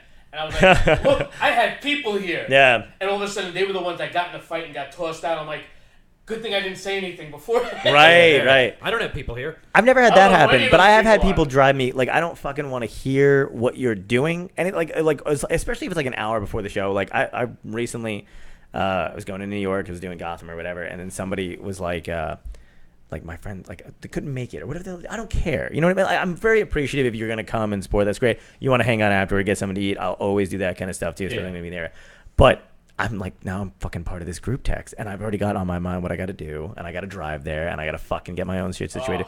And then, like, I'm going to be a little late out of work. I don't know. Are they going to let me in if I come in at this time? What time do you specifically go on? Right, okay, but I go on That's last the and I don't worst go on question. whatever. Yeah, and then it's like, oh my God, they're not letting me in at work in time. I'm so stressed out. How the fuck are you possibly stressed? Like, just, like, you knew you had these tickets. You knew you had these plans. I don't care. Like, if you can't come, don't come. Don't come. But I don't care Right. about your day-to-day fucking work bullshit. Right. Now I'm working, and it's the hour I'm about to do Right. what I need to do. But it's always the same shit. It's like, do you want to meet here? Maybe you can pick up me and Steve, and then go to. And or do you want to? No, do you want I to? can't. Are we going to come out and see you at the? Yeah. No. Hey, John, I'm on the street. Is it a left or a right? Yeah, exactly. What? Do What- fucking GPS Yeah. yourself? Did you go You know brain what I dead mean? in the last Exactly. fucking? Oh, Yeah. how many seats? What kind of seats are they going to be? Do You know, that? again, you're right. Fucking shut I up. thoroughly appreciate, especially at my stage, Yeah. at my age, I thoroughly appreciate people who will come out. Sure. Because people in my age, they got to get a sitter. Yeah. They got work Oh, the of next course. morning. They got there's I thoroughly appreciate it. But that being said, I much prefer a whole room of strangers. Yeah, I'm me also too. much better in front of a room of Oh, strangers. of course, because they're not. Because Well, also there's the no strangers aren't pressure. gonna. Yeah, well, not fuck the pressure. It's like people that are like, you know, they know you. Like if you're in a room full of people that you all know or whatever, it's such a weird vibe because they see you every day. They know your Yeah, bullshit. exactly. So you're just like none of the stand up tricks work, and then the jokes like it's almost like dependent upon their mood. Like I haven't had it happen in a long time where like I had a room full of people. One time I headlined. It's not a club. It's not even a thing. But it was a place underneath the Hojo's in Tom's River. Okay. And they were. Where Paul's at all the time. Yeah. Okay. So great. So they were doing. One of these comedy clubs that was around in Tom's River for a little bit for a while. I love the people that ran it. But they would bounce around every now and then, and they happened to have residency at the Hojo, so it was cool. So, but I was like one of my first times featuring. So it was great. It was my hometown or whatever. I get to do like 25 minutes. They get to see me. Literally, I guess they tried to promote it, but they didn't get anybody in there. And a close friend of mine, Buddy Fitzpatrick, was headlining, and I love Buddy. So Buddy's headlining, and I'm middling, and the only people that are 250 people, but they're old teachers that I used to have, and my fucking parents, and people from work, and then people from my parents' work, and it was like, and I was like, there's 3 people I don't know in this room, and then but I had a good set, but it was one of those things that was super fucking weird to do, and they didn't know they all knew each other. It was the only thing that made it, the only thing that saved them from combining. Right. But I was like, so I like addressed it or whatever, and then Buddy after was just kind of like, if you weren't here, we wouldn't have a show. So I was like, yeah, apparently, whatever. So I they know were, people. yeah, but it was so weird. It was a cool feeling to have like people come out, but at the same time, I was like, oh, no, Like nobody. ideally, that's what you would want. Right. However, it's the most awful. But thing not at the your, same time. yeah, exactly. But not your earth science teacher who like failed you. You Right. know, Right, exactly. Like, oh yeah, remember when we didn't work out? You know, you got the one science teacher you didn't like, and he's like, Yeah, exactly. Like, why did you come? it's like, dude, that's A material.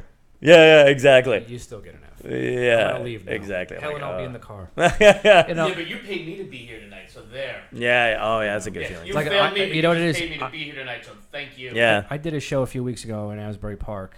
Mark DeMeo headlined. Okay. You know Mark? I don't know him well, but I know who he is. Yeah, he headlined, and Missy Grankowitz was featured. But there was a new kid on, Mm-hmm. and Tyler? no, not Tyler. This kid, Jimmy, and he brought like 80% of the room, Oh, nice. and it was one of those things where I'm hosting for strangers, which I love. Yeah. But it's also a thing where he did well. Mhm. I'm not going to say he didn't do well. He did well. Right. But it's his crowd, his room. Yeah. College kids, family, everybody's there. And it changes So the way you perform. He could have gone up and farted for 20 minutes. Right. And they would have been like, oh, it's the best shit ever. You know what I mean? It's like they love him. It's his room. I was So, in my opinion, is Yeah. you sometimes can't get a straight. right. Well, that's You why can't get bringers. straight That's why I feedback. fucking hate bringers. That's why they suck. Ugh. Because Well, you're like, bringers- how are you supposed to develop when you're bringing the same 8 people and Right. you're not allowed to? You feel bad because they paid money. So you don't want to go up there and do your new. You don't have the confidence to go up there and Right. go, here's And- my new set, because if I bomb Yeah. in front of these people, they're not going to come They're not again, coming and then back. I can't get on stage again. Right, So you have to right. have the balls enough to not only do your, Your A to stuff. be able to, or A stuff at the time you're doing it a year. You know what I mean? You don't even have any fucking A stuff. Your A stuff is still F minus. Yeah, exactly. It does not. It doesn't compare or anything like that. So it's one of the bringers. I don't understand. It's such a fucking scam. And It's a Well, scam. well, like, the thing is- the theory behind it. I get. You have to learn how to get people to come see you. sure, That's the but bottom line. but No, unless no, you're no, you Seinfeld don't enough, have like to- people aren't. That's what I'm That's the saying. thing. You don't have to learn how to get people to come see you. Right. You They have have to to- get good enough to bring a following. Mm-hmm. But Yeah. that's not your friends. It's not the same. That's thing. people who see your name in the paper and go, oh, I like this guy. I saw him last time. Where you want to go? We don't know him. Yeah. We're not related to him. We don't work with him. But we saw him last time. He's funny. We want to go now. And that's you building a following. And that happens at clubs, though. That doesn't happen in happen like at fire halls. And libraries, right, and everywhere else that fucking laundromats that everyone's. I think the glut. And I've said this a million times. The glut. It's wonderful for people because now there's another boom of sorts going on. Like the boom in the '80s was all about clubs. Yeah, like you could get into clubs, hit, go. The boom now is like everybody wants to get on stage. Everybody wants to tell a joke. Yeah.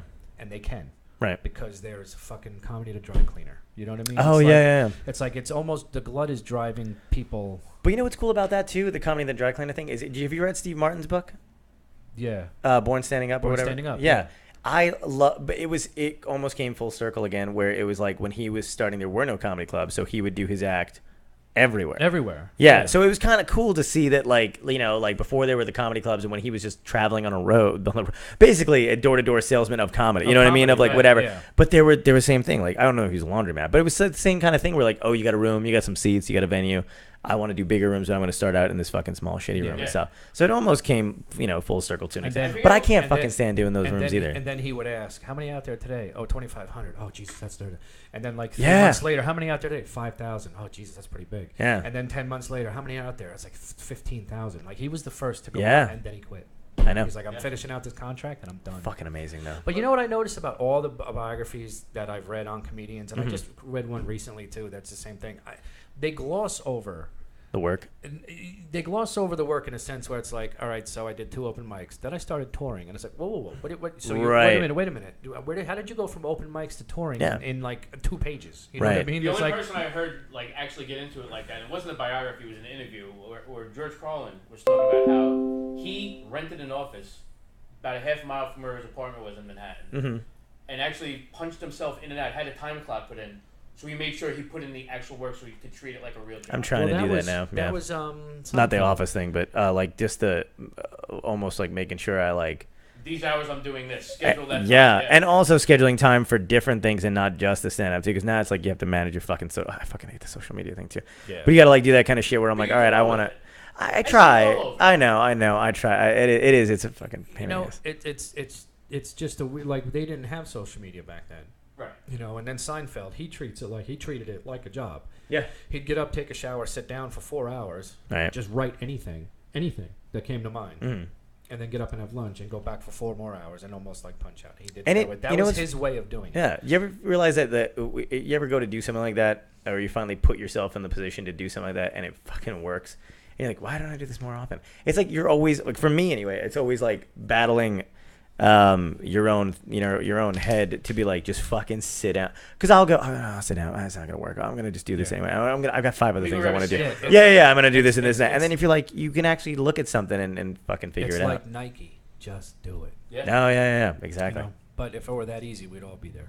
Well, it's the same with anything else in life. That 10,000 hours you have to get in, no matter what it is. Yeah. You got to put the time in. You got to put the work in. It doesn't really matter. You know?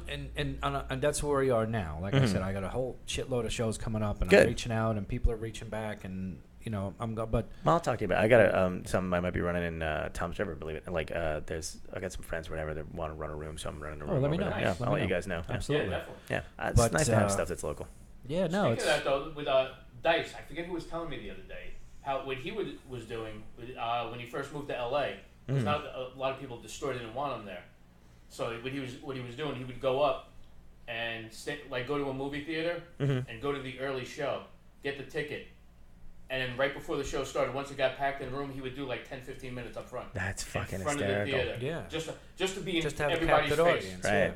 Captive audience, and then he would do it and try and sneak in and stay as late as he could for other shows and just do the same thing over till they kicked him out. Wow. And then he would go to the diner, Mel's Diner at the end, where all the agents hung out. Yeah. And he's like, and he would just jump at like 3 a.m, just jump on the top of the table, right, counter, and do the same thing all over again, right, and still try and work somewhere at some club somewhere else, or somebody's room. I tell you what, there's just a shit lot. I mean, and we don't even know a fraction of them, but like with Artie Lang, he used to drive a cab. Yeah. And he pull up in front of the comedy shop and he fucking park the car at a comedy shop and park the car, put the four ways on, go in, do 10 or 15 minutes, come back out and start all over again. Yep. Right. Driving around, And hit like 2 other clubs. That's awesome. But at different times. He 10 o'clock, then he'd pick up a few fares, and at 1 o'clock he'd go somewhere else. Richard Jenny.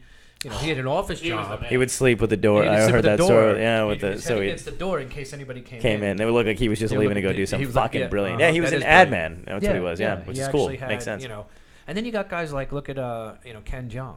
Yeah, he's funny. Yeah. He's very successful stand-up. By the way, he's a doctor. How the fuck do you squeeze that shit in? Right. You know what I mean? Yeah. What a great. Talk about multiple, so funny. multiple career choices. Yeah. Well, what I'll do is I'll tell jokes. If that doesn't work, I'll do surgeries. Oh, okay. It's like wow. That's one of the. As soon as I'm done with this lung repair over here, I'm yeah, gonna go out. Yeah. I'm gonna that's one of those things where like when I look at a guy like that who does he's a doctor and then he does like really successful improv and he's a stand-up too and all that other shit and he's got married, like that's why I'm like maybe I just don't want to be married. You know what I mean? Like where I'm like in my head I'm like I can't make it work right now. I got shit, but I'm like that guy fucking did 4 things. That's what I'm saying. We complain about what we have going on. It's like no. That guy did. Guy's really that guy was saving lives and fucking. Yeah, now let me ask you this: Do you have some sort of? Well, you probably don't at this point, but did you ever think of having some sort of backup plan? I did, but I didn't have any. Like, so about here, 15 years ago. Yeah, right. Like here was the thing about the backup plan thing. When I was, I had a friend that I'm still close with, or whatever. She's out in LA and she sings. She plays like 5 instruments. She's brilliant at this kind of shit, right? So she's got her career and stuff like that too, and we're all struggling. But when I was in high school, it was one of the things where like I always said I wanted to be a cartoonist. That was a thing, and I was funny. In high school, everybody thought I was funny. I got like class comedian and all that shit. But I never said I wanted to be a comedian because I thought that was a death sentence. The minute you're the dude in a class of 500 that says you want to be funny, people are going to be like, fuck you. But if I did like the art thing and they're like, well, that's what he's good at. But then I was also funny on the side. I always had it in the back of my head. And then everyone else was doing the ABCs of life, which is you fucking get a good GPA, you graduate high school, you do all the bullshit extracurricular shit, and then you go to college. So I was still following this idea of, I want to go to this college. I want to go to college. I fucking didn't want to go. But what was I going to do? And I was dating a girl who was going to go to a good college, and her parents were fucking yuppie scum. So it was like I had to make sure I wanted all this other shit.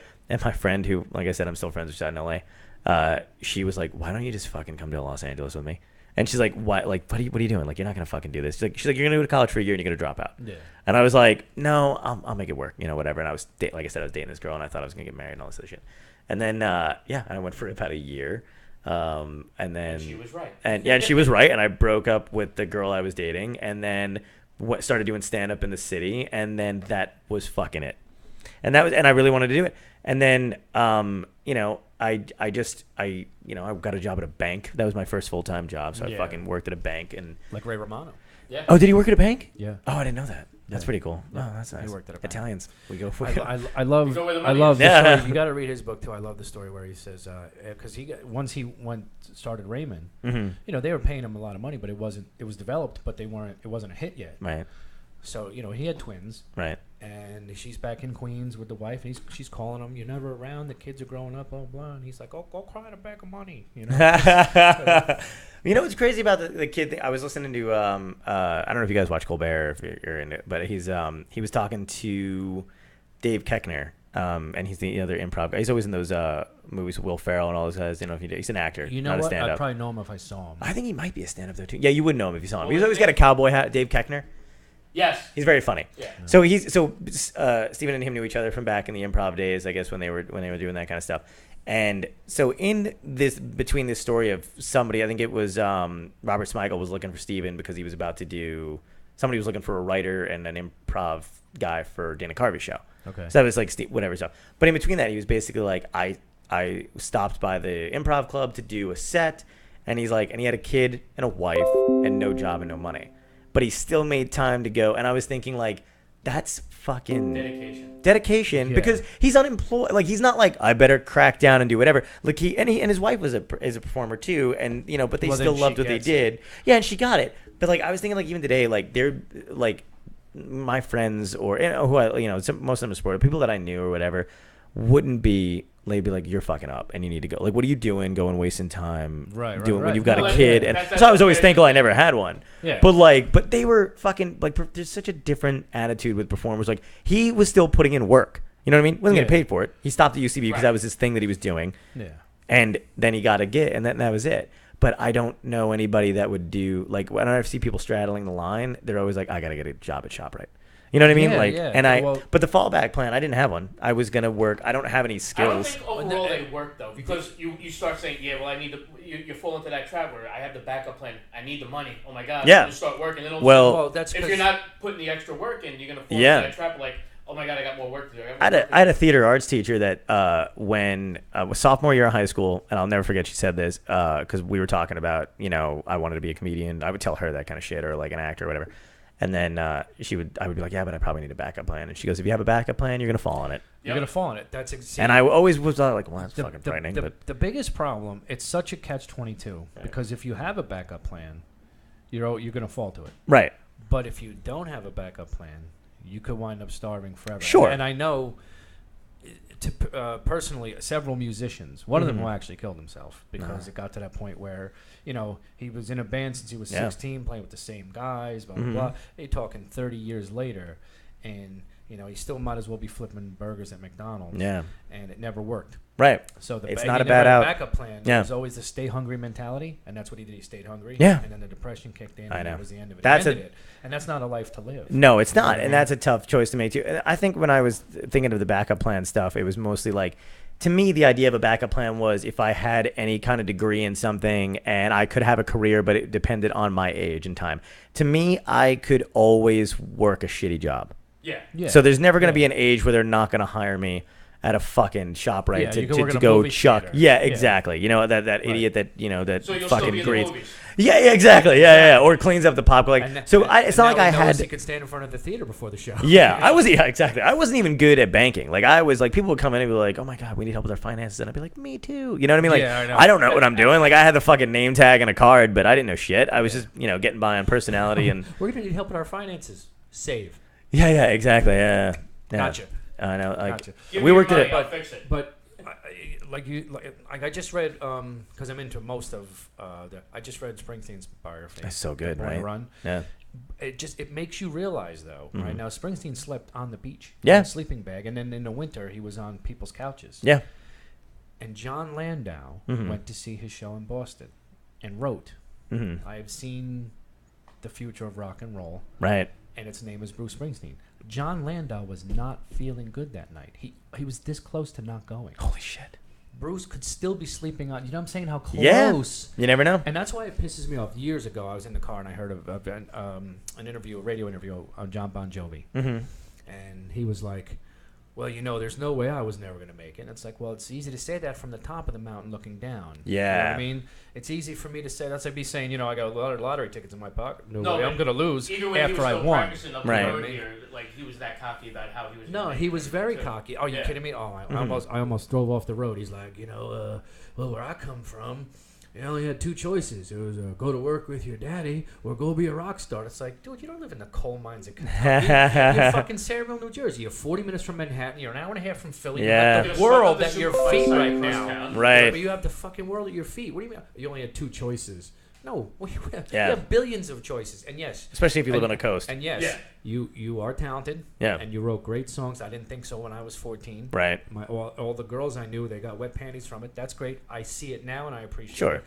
I don't like Madonna, but I'm not arguing with 150 million records sold. Right. It's just the way it is. Oh, dude, that's a thing that people fucking drive me crazy. Like everybody needs to have everything be for them, and I like that. Like you said, you're not gonna argue with 150 million records. So you know what I mean. Nope. But you can also just be like, hey, look, it's not my cup of tea. Like I'm not a big country. Like I don't like stadium country music. I like Willie Nelson, like all that other shit, like John Denver shit. Outlaw country. Yeah. But like fucking all the stadium bullshit with the guy singing about Chesney, how he's gonna fucking Brad Paisley with his $1,000 $1,000 $1,000 worth of jeans and all that other shit, and he's like, you're not a whatever. But like that, but it sells. It's not my thing. It's not for me. He's not singing to me. No, he's not singing for me. He's not singing for you. So don't ask me about it. You know what I mean? And you know what? If he goes to a stadium tomorrow, he'll fill it. Yeah, but that's the other thing too. Is like every time I fucking see a headline about comedy, about anything like or movies and shit like that, people like whoever's writing this bullshit now, and it's my fucking generation, so I apologize. But whoever's writing this shit is always like such and such. The fans were outraged. Those aren't fans. Those are not fans. Meanwhile, it's not the next generation. It's the same old fuckers that have been since before we were born. That's why they had these three writers' strikes in the last 20 years. Oh, you think it's the same people? Yeah. If you look at the names, if you watch anything, it's all the same people for the most part. Yeah. And they don't like the changes. There's people that are buying scripts just to not put them out, so they didn't have no new blood out there. Oh, that's bullshit.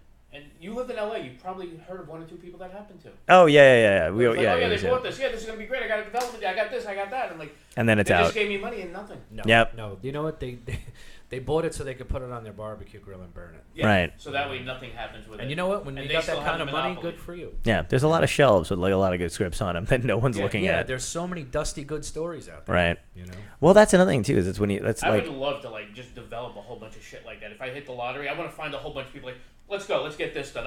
Yeah. That'd be cool. Yeah, but that's why like I don't there's times when I get discouraged, stuff like that too. But at the same time, you're like, it's one dude in an office who has an opinion about something, and maybe he doesn't like you, maybe the next person will. Like when I did the audition for the NBC thing, there were 4 judges there. 2 of them came up to me and told me they loved my set. And then at that point I was like, well, the other 2 didn't. Right, exactly. So I was like, I but know that's what that means. Yeah.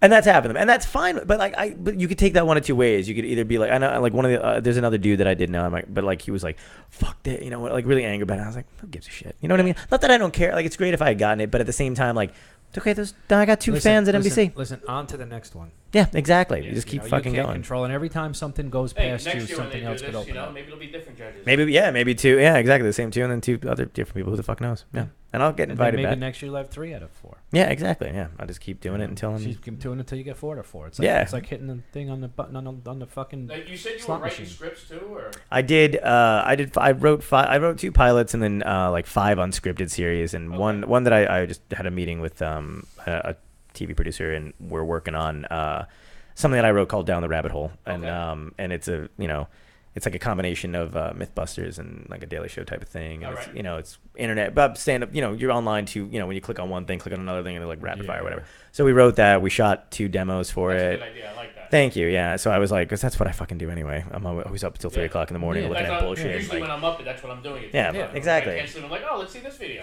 Yeah, I didn't get any sleep last night, but I know how to fucking retile my ceiling. So Well, go on Reddit. I used to watch Beavis and Butthead and think this is a hit show. Yeah. And yet I did this all throughout my teenage years. Yeah. Why didn't I think of that? Jackass is the one that pissed me off the most. Oh, just dudes getting hurt. Because I would do stupid shit like that all the time. My parents never had a camcorder for me to record Yeah. myself. And if they did, they'd kick my ass for using it for that. Yeah. So I know. It's weird that that's a profession now, though. Like you can get professionally hurt. Shore. Yeah. Don't even get me started. Hold on. Summer of '98, I believe it was. Right. Down the shore. My friends at the time, it's his ex-wife now, but at the time they were still just dating. Mm-hmm. She was working at MTV. Huh. We were just in their legal department, interning there. Nice. And I was just talking with a few of us, like, they should have a show, but all of us down the shore, how everybody comes down, we just party down. Son of a bitch, it was on like a year or 2 later. I'm like, are you fucking kidding? And that was before phones started listening to us. So that's exactly. They had to do it like the satellite. I'm like, somebody was listening. Yeah, somebody. Yeah, exactly. I want some. They owe me royalties, damn it. Yeah, I remember when I was a kid, I thought about having a Spider-Man game like for the system or whatever, where like you could like it was free roaming, and then of course like 10 years later they made it, and I still thought like, oh my god, they fucking stole my idea. But you know what I mean? Right. Yeah. I'm like, eventually somebody who's getting paid to this shit is gonna do it. But I remember like I emailed Marvel and I was like, hey, why don't you guys do like a free roaming Spider-Man game where like we can walk around and shit and listen to music and whatever, like whatever. That's stupid. Yeah, and the guy at Marvel went. Yeah, whatever. That's so and then somebody else stupid. came up with an actual plan with it. Yeah. And I was that one makes sense. I was 13. You know what I mean? Like no one gave it. So but it was hilarious that when they finally came out with it, I was like, oh yeah, kind of. But the 22-year-old version of something at the same, like a couple of years later, said, "Hey, look, I developed this. Yeah. How it would work. Yeah. Why don't you try it?" It's like, you get the money. Yeah. Oh no, that'd be great. Yeah. God damn. If I had the motivation to do it. All the ideas. Yeah. All the ideas out there. It's crazy. So one thing I try to tell my kid, I'm like, listen, if you have an idea about something, figure it out. Find a way to do it. Yeah. You ever see that? Worst that'll happen. It doesn't work. Okay. You ever see that weird advertisement on TV that's like, "Hey, have an idea? Call this number," and you're just like, "I'm like, really? What? Whose idea was that?" We need a place that collects ideas. Yeah, so they can put them in, try to get them patented. Right. So you could pay them to patent it. Yeah. Yeah. And when it runs out, they buy the patent. My mother-in-law worked for a company like that for years. Oh, nice. And she said that they probably get 6,000 patents a year, and maybe 2 of them become something after 5 years. Oh, yeah. You know what I mean? Hello, caller. Hello. Hello. Hey. Hello, can you hear me? Yep. Is my dad there? I don't know. Who's your dad? Who's your dad? Shay's my dad. He's here. Yes. He's not allowed to talk Hi, right Shay. now. It's Angelique. How are you? I knew who was the second you said it's my dad there. What's going on? How are you? Wonderful news. Oh, I you have do? wonderful news, you guys. Okay. Hit us with it. My credit score went up 50 points since the last time we saw each other. Awesome. That's awesome. What'd I tell you? You're doing the right thing, right? You go on bankrate.com? Yes, yes, I did. And I applied for a credit card, and I am, doing all the things that I'm supposed to do. That's awesome. That is awesome. Nice. Glad to hear it. Well, there's other good news she has, too. She finally friended Anthony, and she thinks she might have, like, an acting part for him. Oh, that's awesome. What does she need, like a Russian serial killer? Yes. Oh, good. Yes, something exactly like that. We needed a biker. You know what? That'll fit. Do you need a gay biker? No, we have one already, but thanks. No, not me, Anthony. Oh. It's the same character, just with a leather cap. Sexier How's chaps. the show going? How's the show going tonight? It's going well. We have a great guest. Thanks. Have you been watching, or you just wanted to call in and talk? And celebrate? Well, I have been watching the whole time. Oh, of course you have. Yeah, I wasn't making sandwiches and cleaning my house or anything. Why would you do that? What kind of sandwiches? I don't know. Yeah, what kind of sandwiches are you making? Let's get down to brass tacks. Yeah, the sandwiches. Yeah, but hey, I have some horrifying. I had a horrifying experience earlier today. If you want to hear about it. I was gonna say, what about the sandwiches? No mustard. What kind of sandwich did you eat? Condiment disaster. It was ham and cheese. Okay. Oh, nice. Well, that is pretty classic.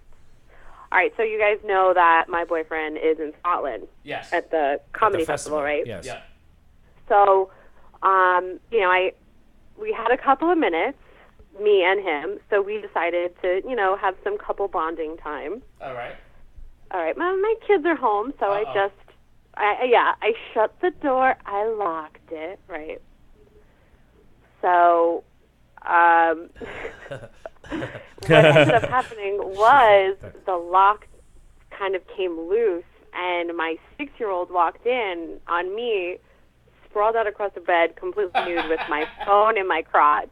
Wow. And he looks at me, and he's like, "Hi, bye," and then he leaves the room, and I'm like, "Oh no!" See, so yeah, that was you are pretty going to horrifying. need a good credit score to get a good job to pay for therapy down the line. Yeah. Because that shit can get expensive. All right. Horrible. You know what's cool though? You know he'll never be able to receive a nude without thinking of that now. Yeah, never. Like, so you just saved him a world of what hurt. I told him was, I was like, when mommy has her door locked, it means privacy, and when you grow up, you're going to have privacy too. But when you're a grown-up, you're going to have to check on your pee-pee from every now and then. That was what mommy was doing. So medical. I told him that I was pretty much looking at myself. Right. I have to do a check once in a while. So your husband's performing in Edinburgh? The Edinburgh Fringe Festival. That's awesome. Who's your husband? Fiance, boyfriend. Boyfriend, fiance, guy, dude. Franco Danger. Oh, okay. Franco Danger. Cool. I heard Edinburgh is nice. I've never been. This is the second year in a row going over there. Oh, that's awesome. Yeah. That's great, man. Yep, That's fucking he's there awesome. for the entire month. They have a show that's running for the whole month called Cool. Escaping Trump's America. Nice. Yeah. That's a good show. I saw the flyers for that. It looked like there's some funny people on that show, so that's pretty cool. Yeah, it's pretty sweet. Yeah, they're getting people from all over the world, Switzerland, Canada, Australia. It's really an incredible festival. It really, really is. At this he's point, very though, lucky to be there. Yeah, at this point, though, the Americans that are going there are just looking for rooms. They're like, no, we seriously do have to leave. Is this not a meeting for that? I don't understand. Yeah. Oh, wait, there's comedy? Yeah, Holy shit. exactly. We can laugh about this, too. Yeah, I thought this was a convention. I had no idea. I thought this was just get out of America. Yeah, I'll do 5 minutes. Yeah, why not? Yeah. I wasn't planning on it. Is that how I pay for the room? Okay. Yeah, exactly. Yeah, I guess that's I'd rather great. give a blowjob, but if you want me to talk, I will. Yeah, I'll tell a couple jokes. That's great. That's fucking hilarious. All right, guys. Well, I'm gonna go. My little one is knocking on my door, so. And now he learns. Do you have your pants on? Yes, I'm completely All right, clothed. you're safe to go then. All right, you're safe. All right, well, listen, it was good talking to you. Keep up the good work. Thanks. Bye. All right, bye. That's hilarious. That's so funny that we were just talking about that, though. I was trying to answer the phone earlier when it didn't pick up right away. Mm-hmm. I was using the mouse for that computer, not the mouse pad on the laptop. So you're just liking people and poking people on Facebook. I'm going like this trying to answer the phone on the wrong computer. That's hilarious. That's fucking hysterical. Yeah, you're like, it's a real bad connection. I don't know why. I don't know why that's not picking up. Meanwhile, there's videos playing in the background. Yeah. Pornhub's on. Again, yeah, exactly. Do we have any fuck clip? That's crazy. I did not do the research. I apologize. That's I was, with the rain, I was hoping Anthony was going to make it and do the show prep. Yeah, for that. yeah. But we'll get into that momentarily. I may just have to wing it. I don't know. Yeah, we'll wing it. We have 2 sponsors, Cold Cock Whiskey. Oh, cool. We do a clip of the week from efuck.com. Oh, Not nice. sure if you're familiar. No. It is the most horrible porn site you've ever. Yeah. This efuck is the is site you go to when you've been it's called jerking off efuck. for like 4 days efuck straight. is where homeless people go to feel better about their Oh, nice. This is well, wretched, they need a place. This is wretched shit. Right. Okay, great. So this is worse than like 2 Girls, 1 Cup or like Lemon That's Party like or... that's like the That's entry level. it's like that's basically what you're gonna get, and a whole bunch of that. Right. You know. Like 60 pages of that on there. Yeah. Wow. It's like not. Awfulness. There's not. It's not efuck.com. erotic at all. It's just. Ugh. It's just. It just makes you ashamed to be. Yeah. Like I said, a if you human feel like alive. you've been jerking off too much, but you still want to watch porn, Right. but you need to stop, go there. Yeah, go to efuck. Wow. You're not. Okay. It's like, ooh, no, I shouldn't be doing this anymore. Oh. Yeah, if you're jerking off the efuck, you're someone Oh my seriously God. fucked up You need individual. therapy at that point. What's the movie with the fucking Clockwork Orange where they wire his eyes open and they make him watch it? That's like that. Yeah, what you they need to keep do if you putting want to the stop drops watching in porn. his Yeah. Malcolm McDowell actually fucked his eyes up doing that. Did he scene. really? Yeah. Oh, that's They that's fucked weird. his eyes up. They put those things in there, and then they kept putting the drops in. Well, to think keep it about up. this. But they they had did to do it. that, God but for damn. several takes. Yeah, they did Yeah. it several takes at 2 or 3 hours at a clip. That's They fucked up. fucked his eyes up. Damn. He couldn't see for his. I just hurt He's my another eyes one of thinking those about guys that. And I like Malcolm McDowell. I think he's a great actor, but he's one of those guys that was able to make the leap from porn Yeah. because his big role was Caligula, Yeah. which was just straight up porn. Because when you have Bob Guccione. No, it was a history movie. Yeah, I know. The only thing I was surprised at was John Gielgud was in it, and he's Yeah, Right. well, They had to they had to have a Yeah. couple of them. They had to have Everybody- a couple Peter legit actors in O'Toole. that. Yeah. Yeah. Peter O'Toole for Everybody the needs time. money. Yeah, it's You know, that's it. it was late 70s. They all wanted a check. Yeah. Yeah. You know? And they were like, who's going to watch? And they figured, hey, after Midnight Cowboy as an X-rated movie won an Oscar, why not? Right. Yeah. Yeah. That's true. That's true. Yeah, I was reading that. It's one of those things, like when you see online where it's like 12 actors that fucking fatally got something wrong with them on a set or whatever. I'm like, oh, man, how much is one movie worth to you? Yeah. You know, like not they knew it was gonna happen, right? But like like somebody I can't remember who it was, but they lost their hearing because one of the blanks was too close, like a gun. Oh wait, I did read that. Right, and I was Yeah. like, damn, man, fucking Well, that's look at- it for well, like the it's- rest of your life. But it's one thing when it's not. It's not on you. Like if I pull out a gun, I'm supposed to be here, but Right. I miss it. I'm here on accident. Right. Now it's my fault. Yeah, exactly. Oh, But God. when you're Christian Bale, you ever see The Mechanic? Oh yeah, Christian yeah. Bale, he gets himself down to what? 130 130, pounds? yeah, I know. It's like fucking. He looks horrible. I know, And that that's is- just unhealthy. It is, yeah. You know And they what I said mean? it was like Well, heart same rate with was De Niro like. gained weight for Untouchables too. He gained 80 pounds for the role. Yeah, well, Which De is just Niro. ridiculous. I could never. That's fucking like I mean the gaining and losing weight thing, man. I mean it's a dedication and it makes sense stuff like that. But Yeah. I don't want an Oscar that De bad. Niro did it for Raging Bull. Yeah, for he the cut same the weight movie. for- yeah. He cut it, built himself up, and then gained it all back. And Yeah. then so did Tom Hanks for Castaway. That was amazing. But that was amazing. But he talked about like the other guys like don't really talk about like like he was like I was miserable. I was fucking absolutely. addicted. Well, I like would be Rita had to put up with all I would that be shit. miserable looking good because there's fucking Right. training involved. Yeah. Well, he did. He looked like himself. Like I mean, not himself. You know, he still. Well, in the but like beginning, he. he had a little extra weight just so it would be Yes. such a different. Like when Right. he was wearing the Christmas sweater, he was kind of Yeah. unless it was padded.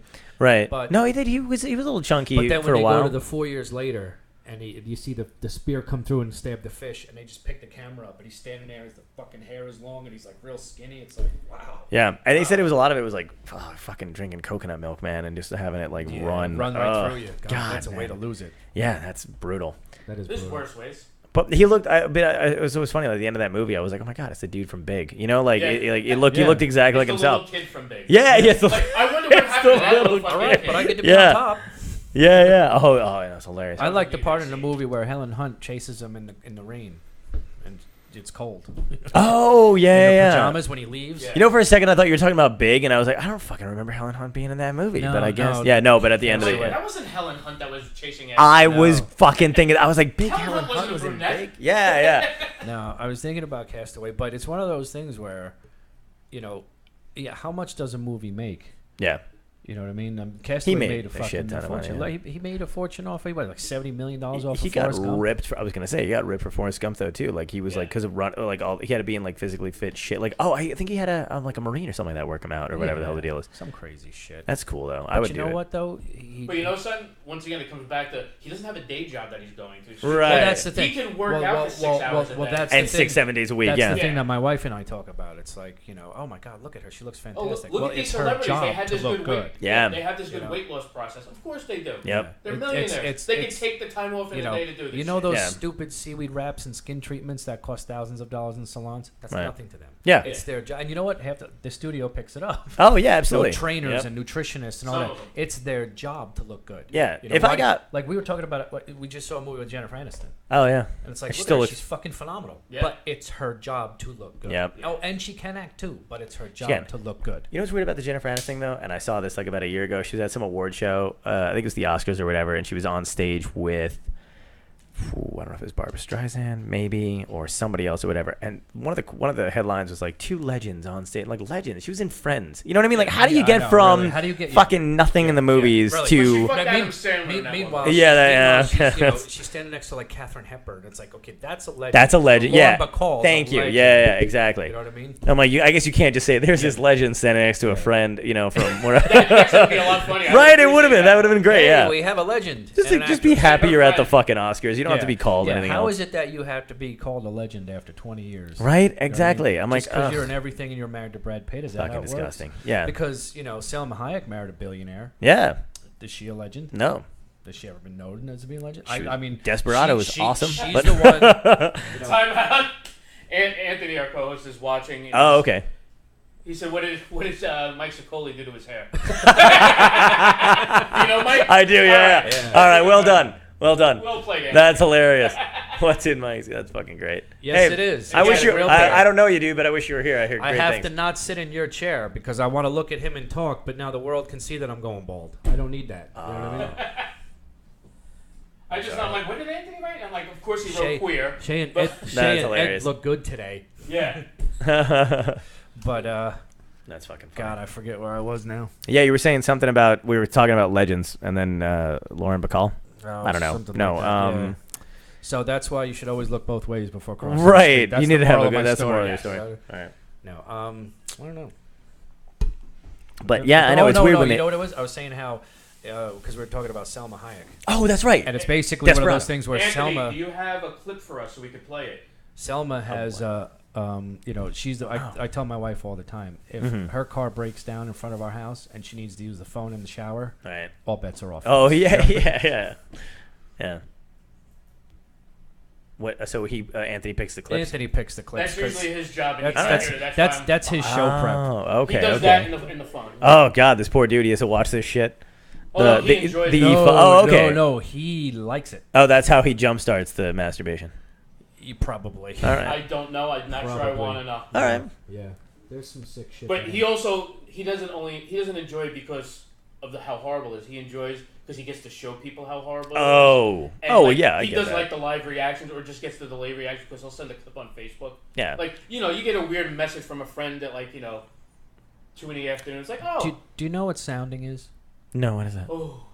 Okay. Oh God, no. Do we not know? No. I mean, yes. I can't. No. We can't.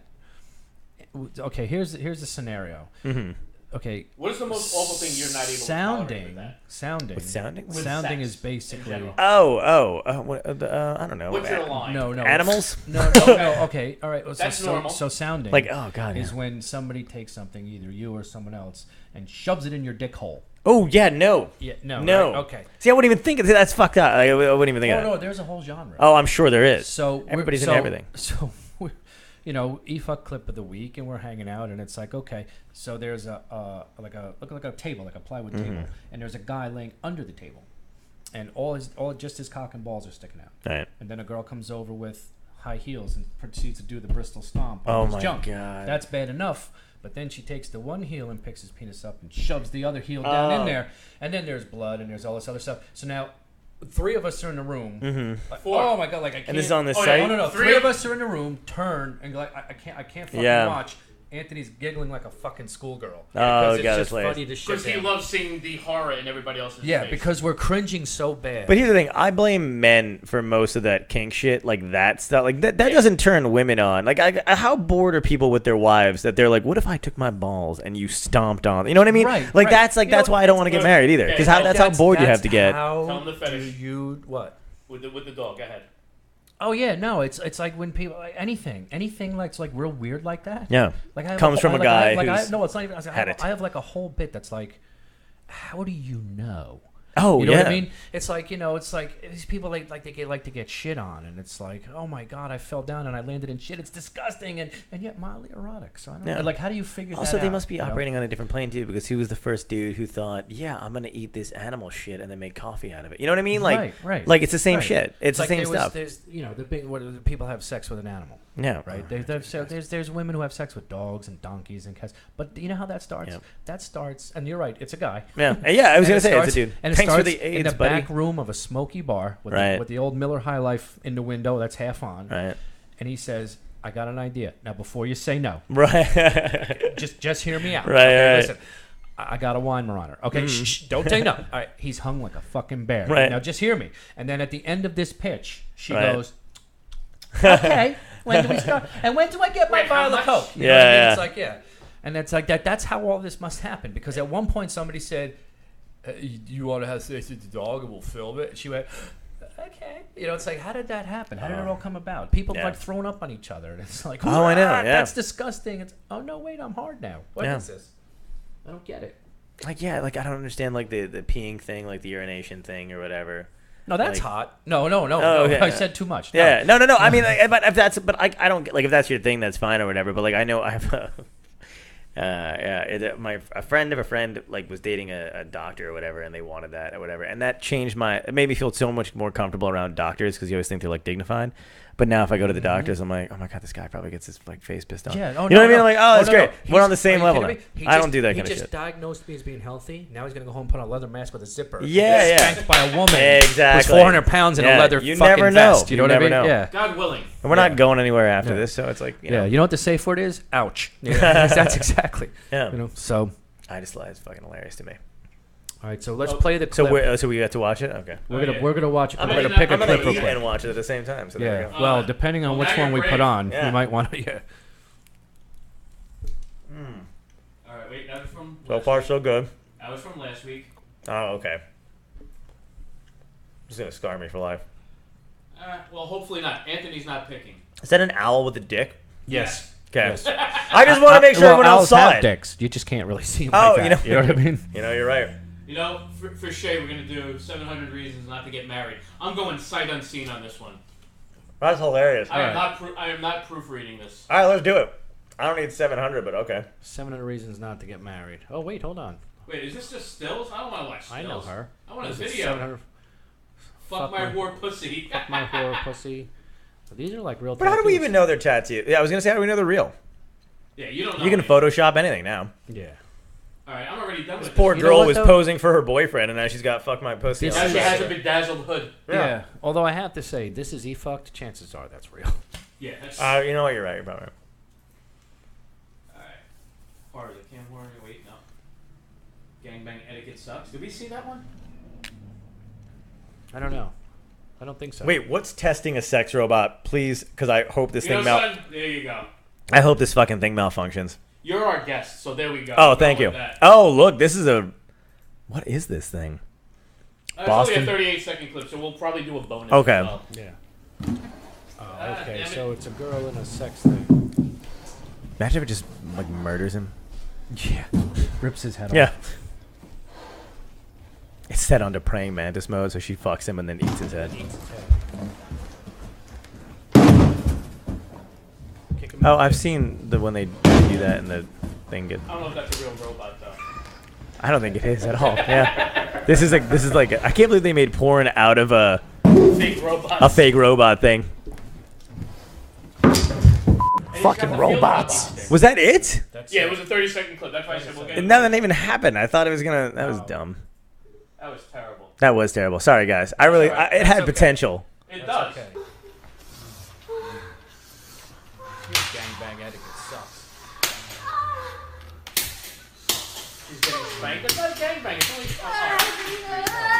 Guys in there. Okay. But there's only one of them in there. It's not the same. He has a tongue ring though. That's good. He looks bored, by the way. Yeah, he does. Like that. I'm like he's just like this is just. It's just like typical Tuesday. Yeah, I was night, gonna say. you Yeah. know. Oh! Oh, what happened? Oh no. Did they add that sound effect in? Or?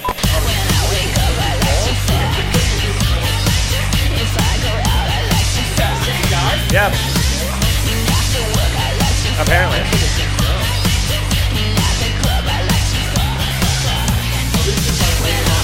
Yeah. Is the bad part about these videos is the music? That's the only thing. This looks pretty normal as far as.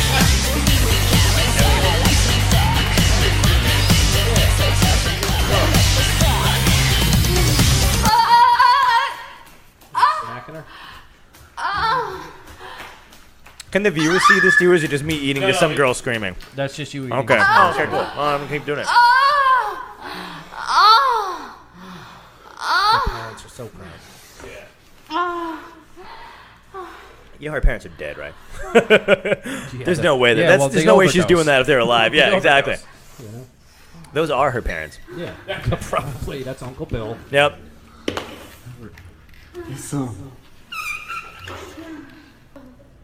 Are they reusing clips like in an old Disney film?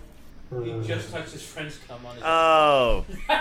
He's looking at it. And it ruined it for him. Oh, that's the bad. That's the bad etiquette. That's okay. the etiquette. Yeah. I get it. Flicking your friend's balls. That's also yeah. You're right. That shit off first. Or don't be so hurried to jump in, jump in somebody else's seat like that. Yeah, really.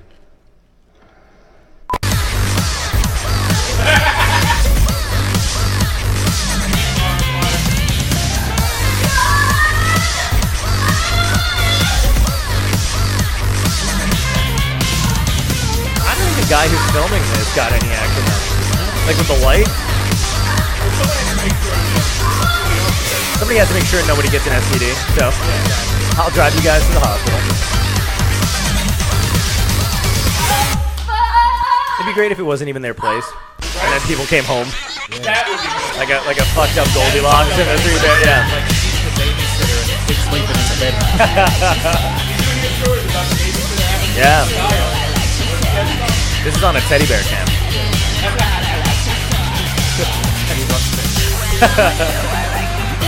It'd be awesome if a sex robot popped in right now too, though. That one from the last film. Yeah. I really do now. I'm like really bummed that it was 38 seconds of bullshit. He's not even fucking her at this point. He's just sitting in her. Yeah. Yeah.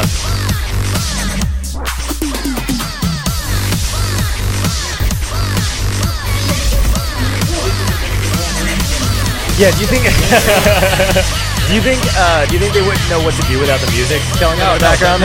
Right. Right, yeah. You don't get what happened? Did he just kiss her? That's hilarious. Oh yeah, he did. That's also bad idea. He's a that guy. That's her boyfriend. Yeah. You know what's funny? If there were no music, it would just be boring sex. Yeah. That's true. Wow. Is there anything else? So now what do we do after we watch it? Do we vote on it or some shit? No, we usually just show the clip of the week and we discuss it while it's on because we can't show it and yeah, we're doing our part. I got you. And the court compilation, Yeah, what is bad time, worst place? Where is that? Ah. Like, I'm kind of curious to see what the worst, like... Drive-through? The security lady at McDonald's is blowing. She's wearing her grandfather's police uniform that he fucking... Really, yeah, the Keystone Cops. Yeah, exactly. Yeah. He went to That's her Halloween outfit. Yeah, he wore that to a Halloween party in 1964. Right. She's got it now. She pulled it out of the closet. That's a shame. Meanwhile, the drive-thru In is the backing Dunkin' up. Donuts. Right. The drive-thru is just backing up. That's good.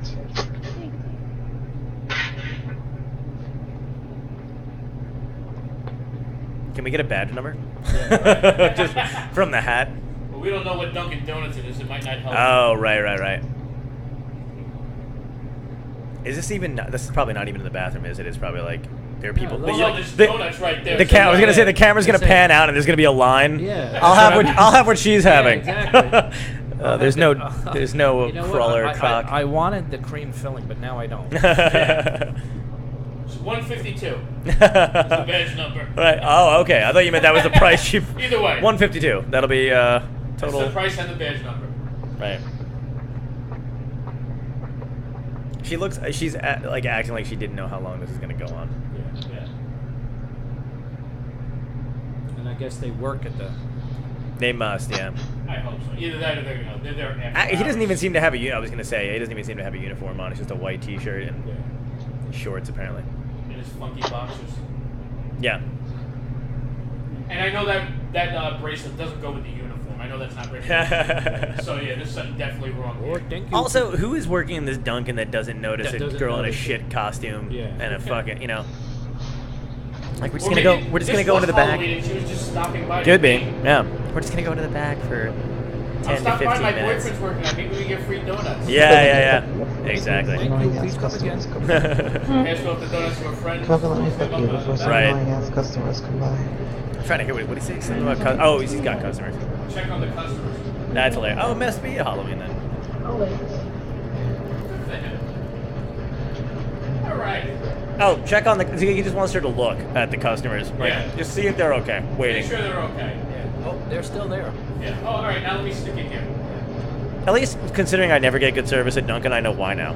Yeah. Like, this is acceptable. See, now you know what to ask in the back. Hey, so who's fucking back there? Yeah. I want a donut already. Exactly. Get me my coffee. Listen, finish doing what you're doing. I'll get it myself. Yeah. Now I know what they meant. Like, I went to a Dunkin' Donuts once, and I was like, can I get an iced coffee? And they're like, we're out of ice. I could have just been like, oh, somebody's fucking back there. Okay, I get it. Yeah. Exactly. Yeah, because I was like, how do you out of ice? You just make ice. You have water? Yeah. Freeze the fucking shit. Were you ever a fan of The Simpsons? Yeah. When I'm pool, when they got the fucking guys come in with all the funnies. Yeah. It's just, Pooh, we got to be careful. We lost 6 men on this expedition. Well, if you have a better way to make ice, and they all look at each other. It's like when Paul McCartney's on the one. Yeah. And Pooh shows Lisa. He goes to the non-alcoholic beer, and he opens the door. There's a staircase that goes to the roof. Paul McCartney's on the roof singing. Yeah. He opens the door. There's a staircase. She goes, "What if somebody wants non-alcoholic beer?" He goes, "Well, you know what? Never come up." That's great. For how long is this fucking video? It's like 4 days long. This is just sex. Like, what happens? Like, wait, real Dunkin' Donuts couple fucking a drive-thru. Oh, they're in the drive-thru? Yeah, well, the drive-thru window area. Oh, okay. Yeah. So it's probably like fucking 3:30 in the morning. Man, No he one's fucking's there. not Not coming bad through. today. No, Yeah, no, nothing's coming through. we Look, saw this is a girl showering. No, we saw this one. Oh, you did? Okay. Yeah, this Is one it good or no? Did she give birth? Like, she's not No, pregnant, no, obviously, this is but. the one where she starts figuring herself, and all of a sudden starts punching. Oh yeah. And then Oh, gets her- Jesus Christ. And then gets her face look. Oh wait. There's the loofah. Oh, I was like, guys, this is alien. You can't expect that. Yeah, no. So she's a magician. Yeah. A magician. A magician. Oh, yeah. A little harder. Wow, I am. A little harder. See, Yep. here we go again. How do you know you like that? Right. Yeah, exactly. How did you got punched in the cunt and you're like, oh my god, that feels good. Right. Well, have you ever met a girl that enjoyed that? No. Oh, that's a great cutaway, though. Yeah, they do good cutaways. That's not. I didn't know they did that. That's not that bad. Oh, no, Fucking sometimes hilarious. they- Either good music sound effects, and cutaways. Right. I wish they sped it up and played the Benny Hill theme. That'd be great. They've done that for only I can remember. Hey, you know what the fucked up part is? She's not enjoying this on her own. No. Filming it. Yeah, she's got a show.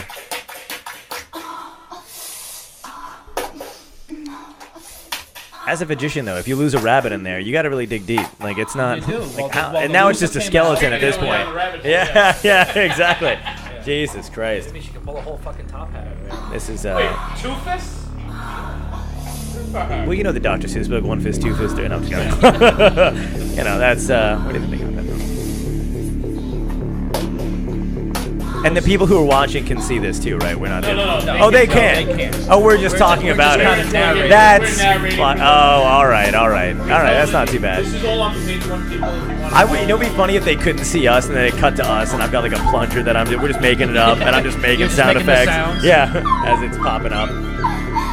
Wow, the music gets intense. It's like horror movie shit. Yeah. Sorry for the guy who's got a fuck her next. Right. I can't even hit the walls. I can't even. Yeah, exactly. Could you imagine if he knew though? Like, have you been punching yourself in the head? She's like, how'd you know? Honey, what happened today? Yeah, exactly. You want to tell me? Well, like, your house security cameras catches her too. Yeah, exactly. You know what the funny thing is? You know damn well at some point somebody was online behind her at like Krauser's.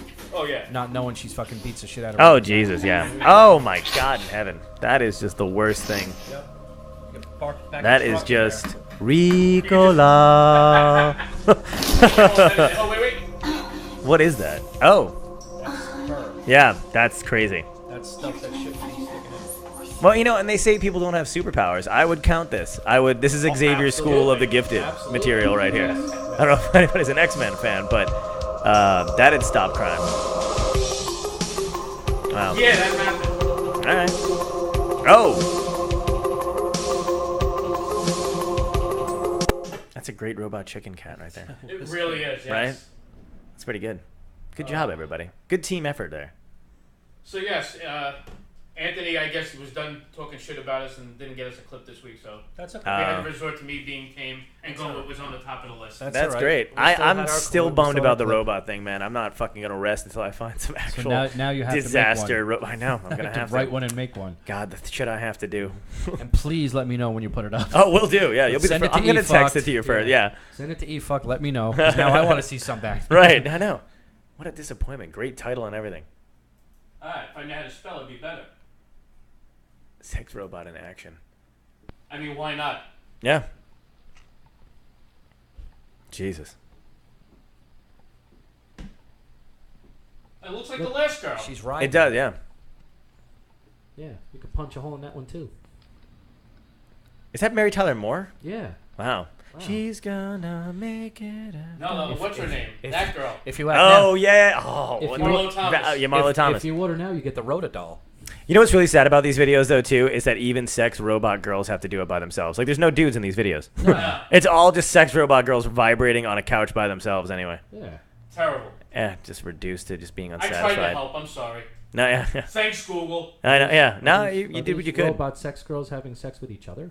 Oh, that's fucking. Is that what they're doing? Amazing. AI. Yes. There's our future, everybody. That's it. Two of them getting it on together. Two sex robots. Skynet gonna take over the world one right. boob at a time. Yeah. I like that one's just nodding. Like that was a dude who didn't want to fuck the doll. If its mouth was open, you'd understand. Yeah. Oh yeah, that's true. I mean? But also like that's a dude who like said it to not like he's never had a woman agree with him, so he's like I don't even want to fuck it. I just wanted to sit on the couch and just nod agree with me. Yeah, honey, I am right. No. Look at the hand motion. Jesus Christ. They're just not focusing on that. Oh, okay. It's getting itself off. Yes.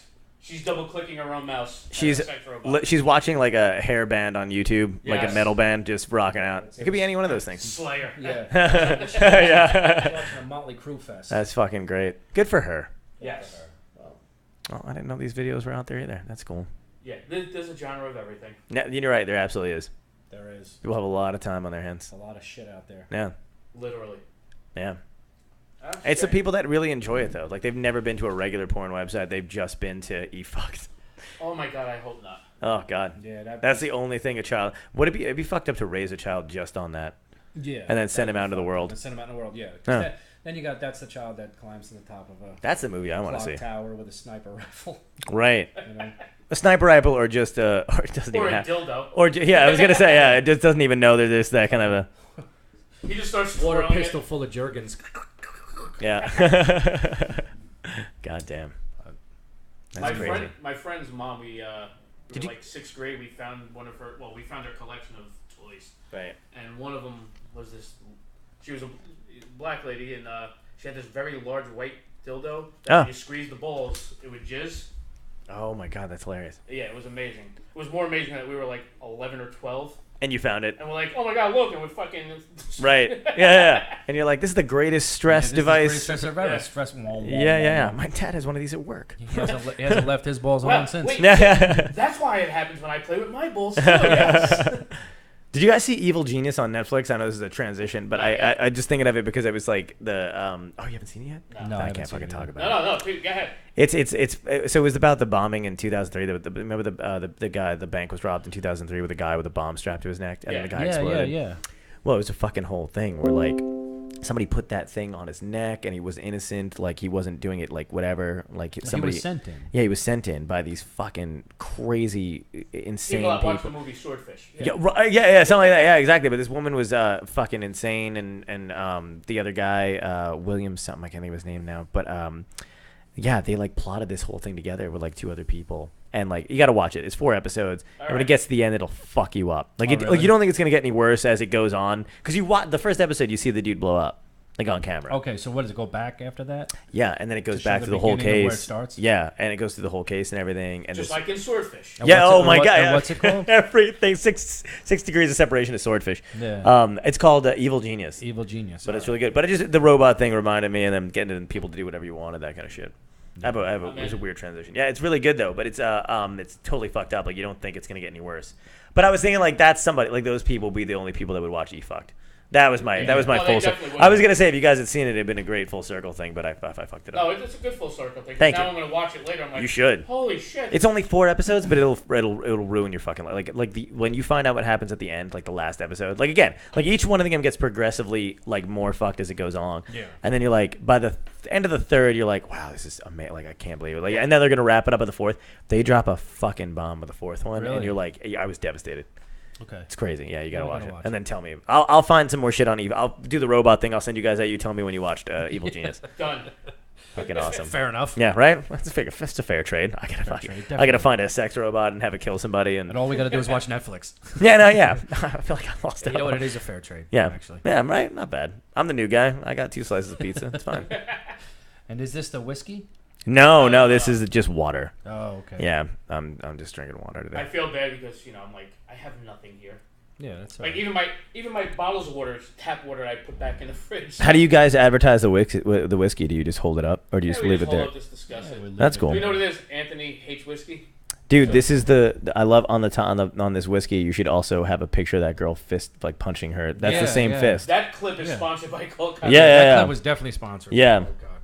Damn. I like. I didn't get that Cold Cock. That's pretty funny. Looks good. Not too bad. Shay, what do you got coming up? I have a show on the 24th, August 24th. That's a fundraiser for an animal shelter down in Toms River. Oh, nice, called man. Save. That's fantastic. Save is the animal shelter. On the 25th at the Barnegat Masonic Lodge. I'll be hosting both those shows. And then September 29th, I'll be in Toms River again. And then somewhere in between there, I'm going to get back down to Atlantic City. Oh, cool. Yeah. Nice. What are you doing in Toms River? The one in Toms River is the animal shelter. The animal shelter one? Oh, that's cool. Yeah, that's Toms River. Then the Masonic Lodge in Barnegat. Nice. The next day, the 25th. And then September 20th, I'm in Toms River again, but I don't have the poster for that one yet. Nice. But like I said, somewhere between there and then I'm going to do Lanoka Harbor.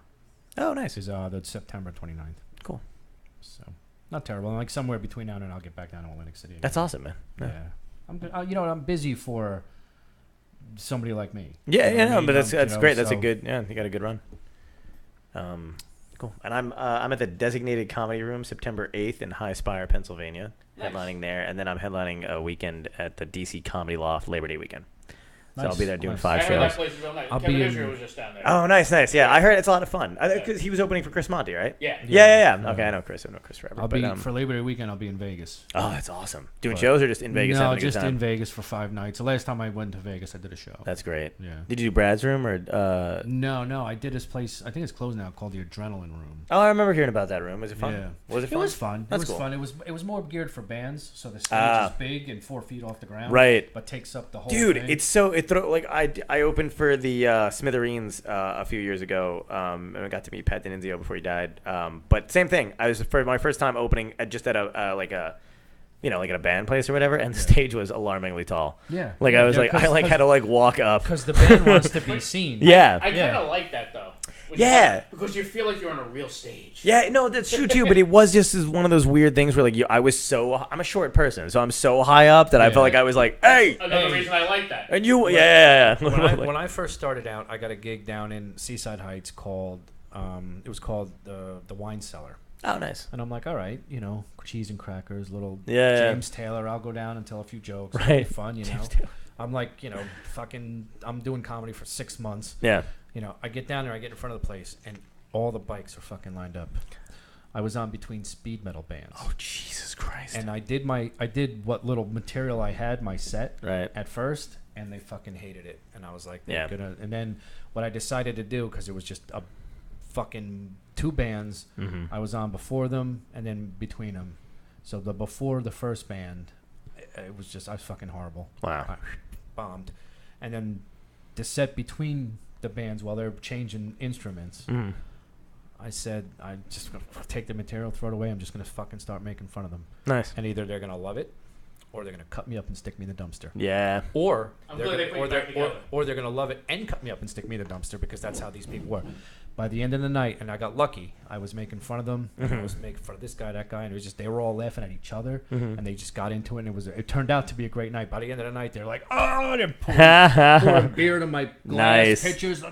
You're leaving? Yeah, I got to go. Oh, stay. I'm like, what are you going to give me a ride home on your handlebars? Yeah. I gotta go, man. But it turned out to be a good night, but it's one of those things. Oh, you're going to do a show at the Wine Cellar. Oh, the Wine Cellar. Yeah. Okay, that's the first thing. Cheese, crackers, little James Yep. playing in the background. Nope. Speed metal bands. That's hilarious. And fucking bikers. And there must have been 400 of them. Yeah. I was like, holy shit. I remember starting out doing stand-up, and I always used to think, I stopped picturing the room after this too, because I would get a gig somewhere, and I'd make the mistake of picturing what the room was going to look like and get there, and I was like, you're performing on a crate on top of a barn. Yes. And yeah. Okay. Does the cow move the whole time when we're on there, or no? It's a crooked pallet.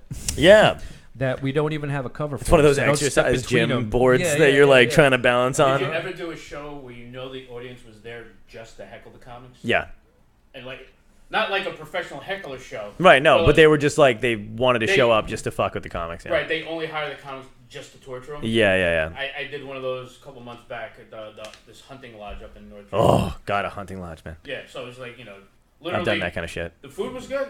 Yeah. All different types of venison, but they just wanted to rip into the comics. Right. Like, all right, perfect. I did a fucking thing in California at one point too. I don't even know why I did it. It was a a lodge thing, and I don't think they've ever had comedy there. You know what I mean? Like, it's usually just a bunch of just older dudes They're discussing their ball sizes. You're gonna try to tell jokes. Right, exactly. And I was in front of this gigantic American flag. You know what I mean? Like none of this seems, not that I have any, but it was from the 30s stapled still to the wall and whatever. And I was like, Jesus Christ, and behind that flag was probably a Germany, Nazi. Yeah, exactly. Yeah, some kind of Confederate, 13 starred. Yeah. So I was like, Jesus Christ, this is if none you of look this on is. the bottom, it actually says Betsy Ross. Yeah, exactly. Yeah, I was like, fucking. Play us out. I gotta pee real bit. Yeah. I drink so much water. Yeah, no, I hear you. And what else you got coming up? I'm sorry. Oh, just the DC Comedy Law. I'm headlining that, and then I got a couple other things out. But I'll be in after that, I'll be in Florida and a bunch of other places. So Maryland and I don't know what the other dates are, but those are the 2 big ones I got coming up now. So, and I'll be on John Fugelsang's on Sirius on the August 28th. If anybody wants to listen, channel 121. Nice. So yeah, we dick around on there too. All right. This Saturday I'm at the Spice Bar in Haskell with Bob Gonzo. I forget who else is on the show. Nice. Because I was a last edition. Somebody had to bail. Oh no. I love nice. That. Yeah. Are you free? Yes. What night? Yes. Yeah. And 23rd, I'm at Broadway. The 24th, I'm down in Point Pleasant at the Elks Lodge. Nice. And a couple things after that, but I have to double check that because, you know. Oh, and the Fifth Borough Comedy Festival in Staten Island between the 12th and the 15th. Nice. And outside of that, we'll be back before then, so it doesn't really matter. Sweet. All right, play us out. Awesome. Thanks for having me on, man. It was a lot of fun. Dude, gotta have you back on again. I'd love to. You're listening to the Uncomfortably Funny podcast. You can find Yeah. Thank you so much. Thanks, man. This is a fucking blast. You guys are great. Yeah. I'm sorry I didn't get to meet Anthony though. He seems like a nice guy. Connect with the show's host on Yeah. Twitter. Large fellow. Right. Yeah. At the Hodge. Anthony Right. Ennis Oh, that's awesome. at Ennis Yeah. No, this is Comedy. fucking great. And This is a Shay great Farrell time. And you guys, you'll Shay upload it and send a link and stuff and everything like that. Yeah. Okay. Cool. Yeah. So Now I'll go usually fuck cut it up and. Oh, Oh, dude. Once I get to it. I understand it completely. Yeah. Take you. Yeah. No, I totally get it. I totally fucking get it. That's awesome, man. Yeah, and thanks for the pizza too. And that was a great. Like I said, I was ordering. Me and my son have to eat regardless. Yeah. Everybody was gonna want something to eat. I'm like, oh. That's awesome. I wasn't sure if Shay or Anthony were gonna be here. Figured Right. You were just driving back from Philly. You That was probably a needed lot. at least a slice. It was kind of funny because I was walking up and I was like, I should have stopped and grabbed something to eat, and then I was like, I didn't, and yada yada yada. But that's awesome. Thank you. Stream. Hold on a second. Oh God.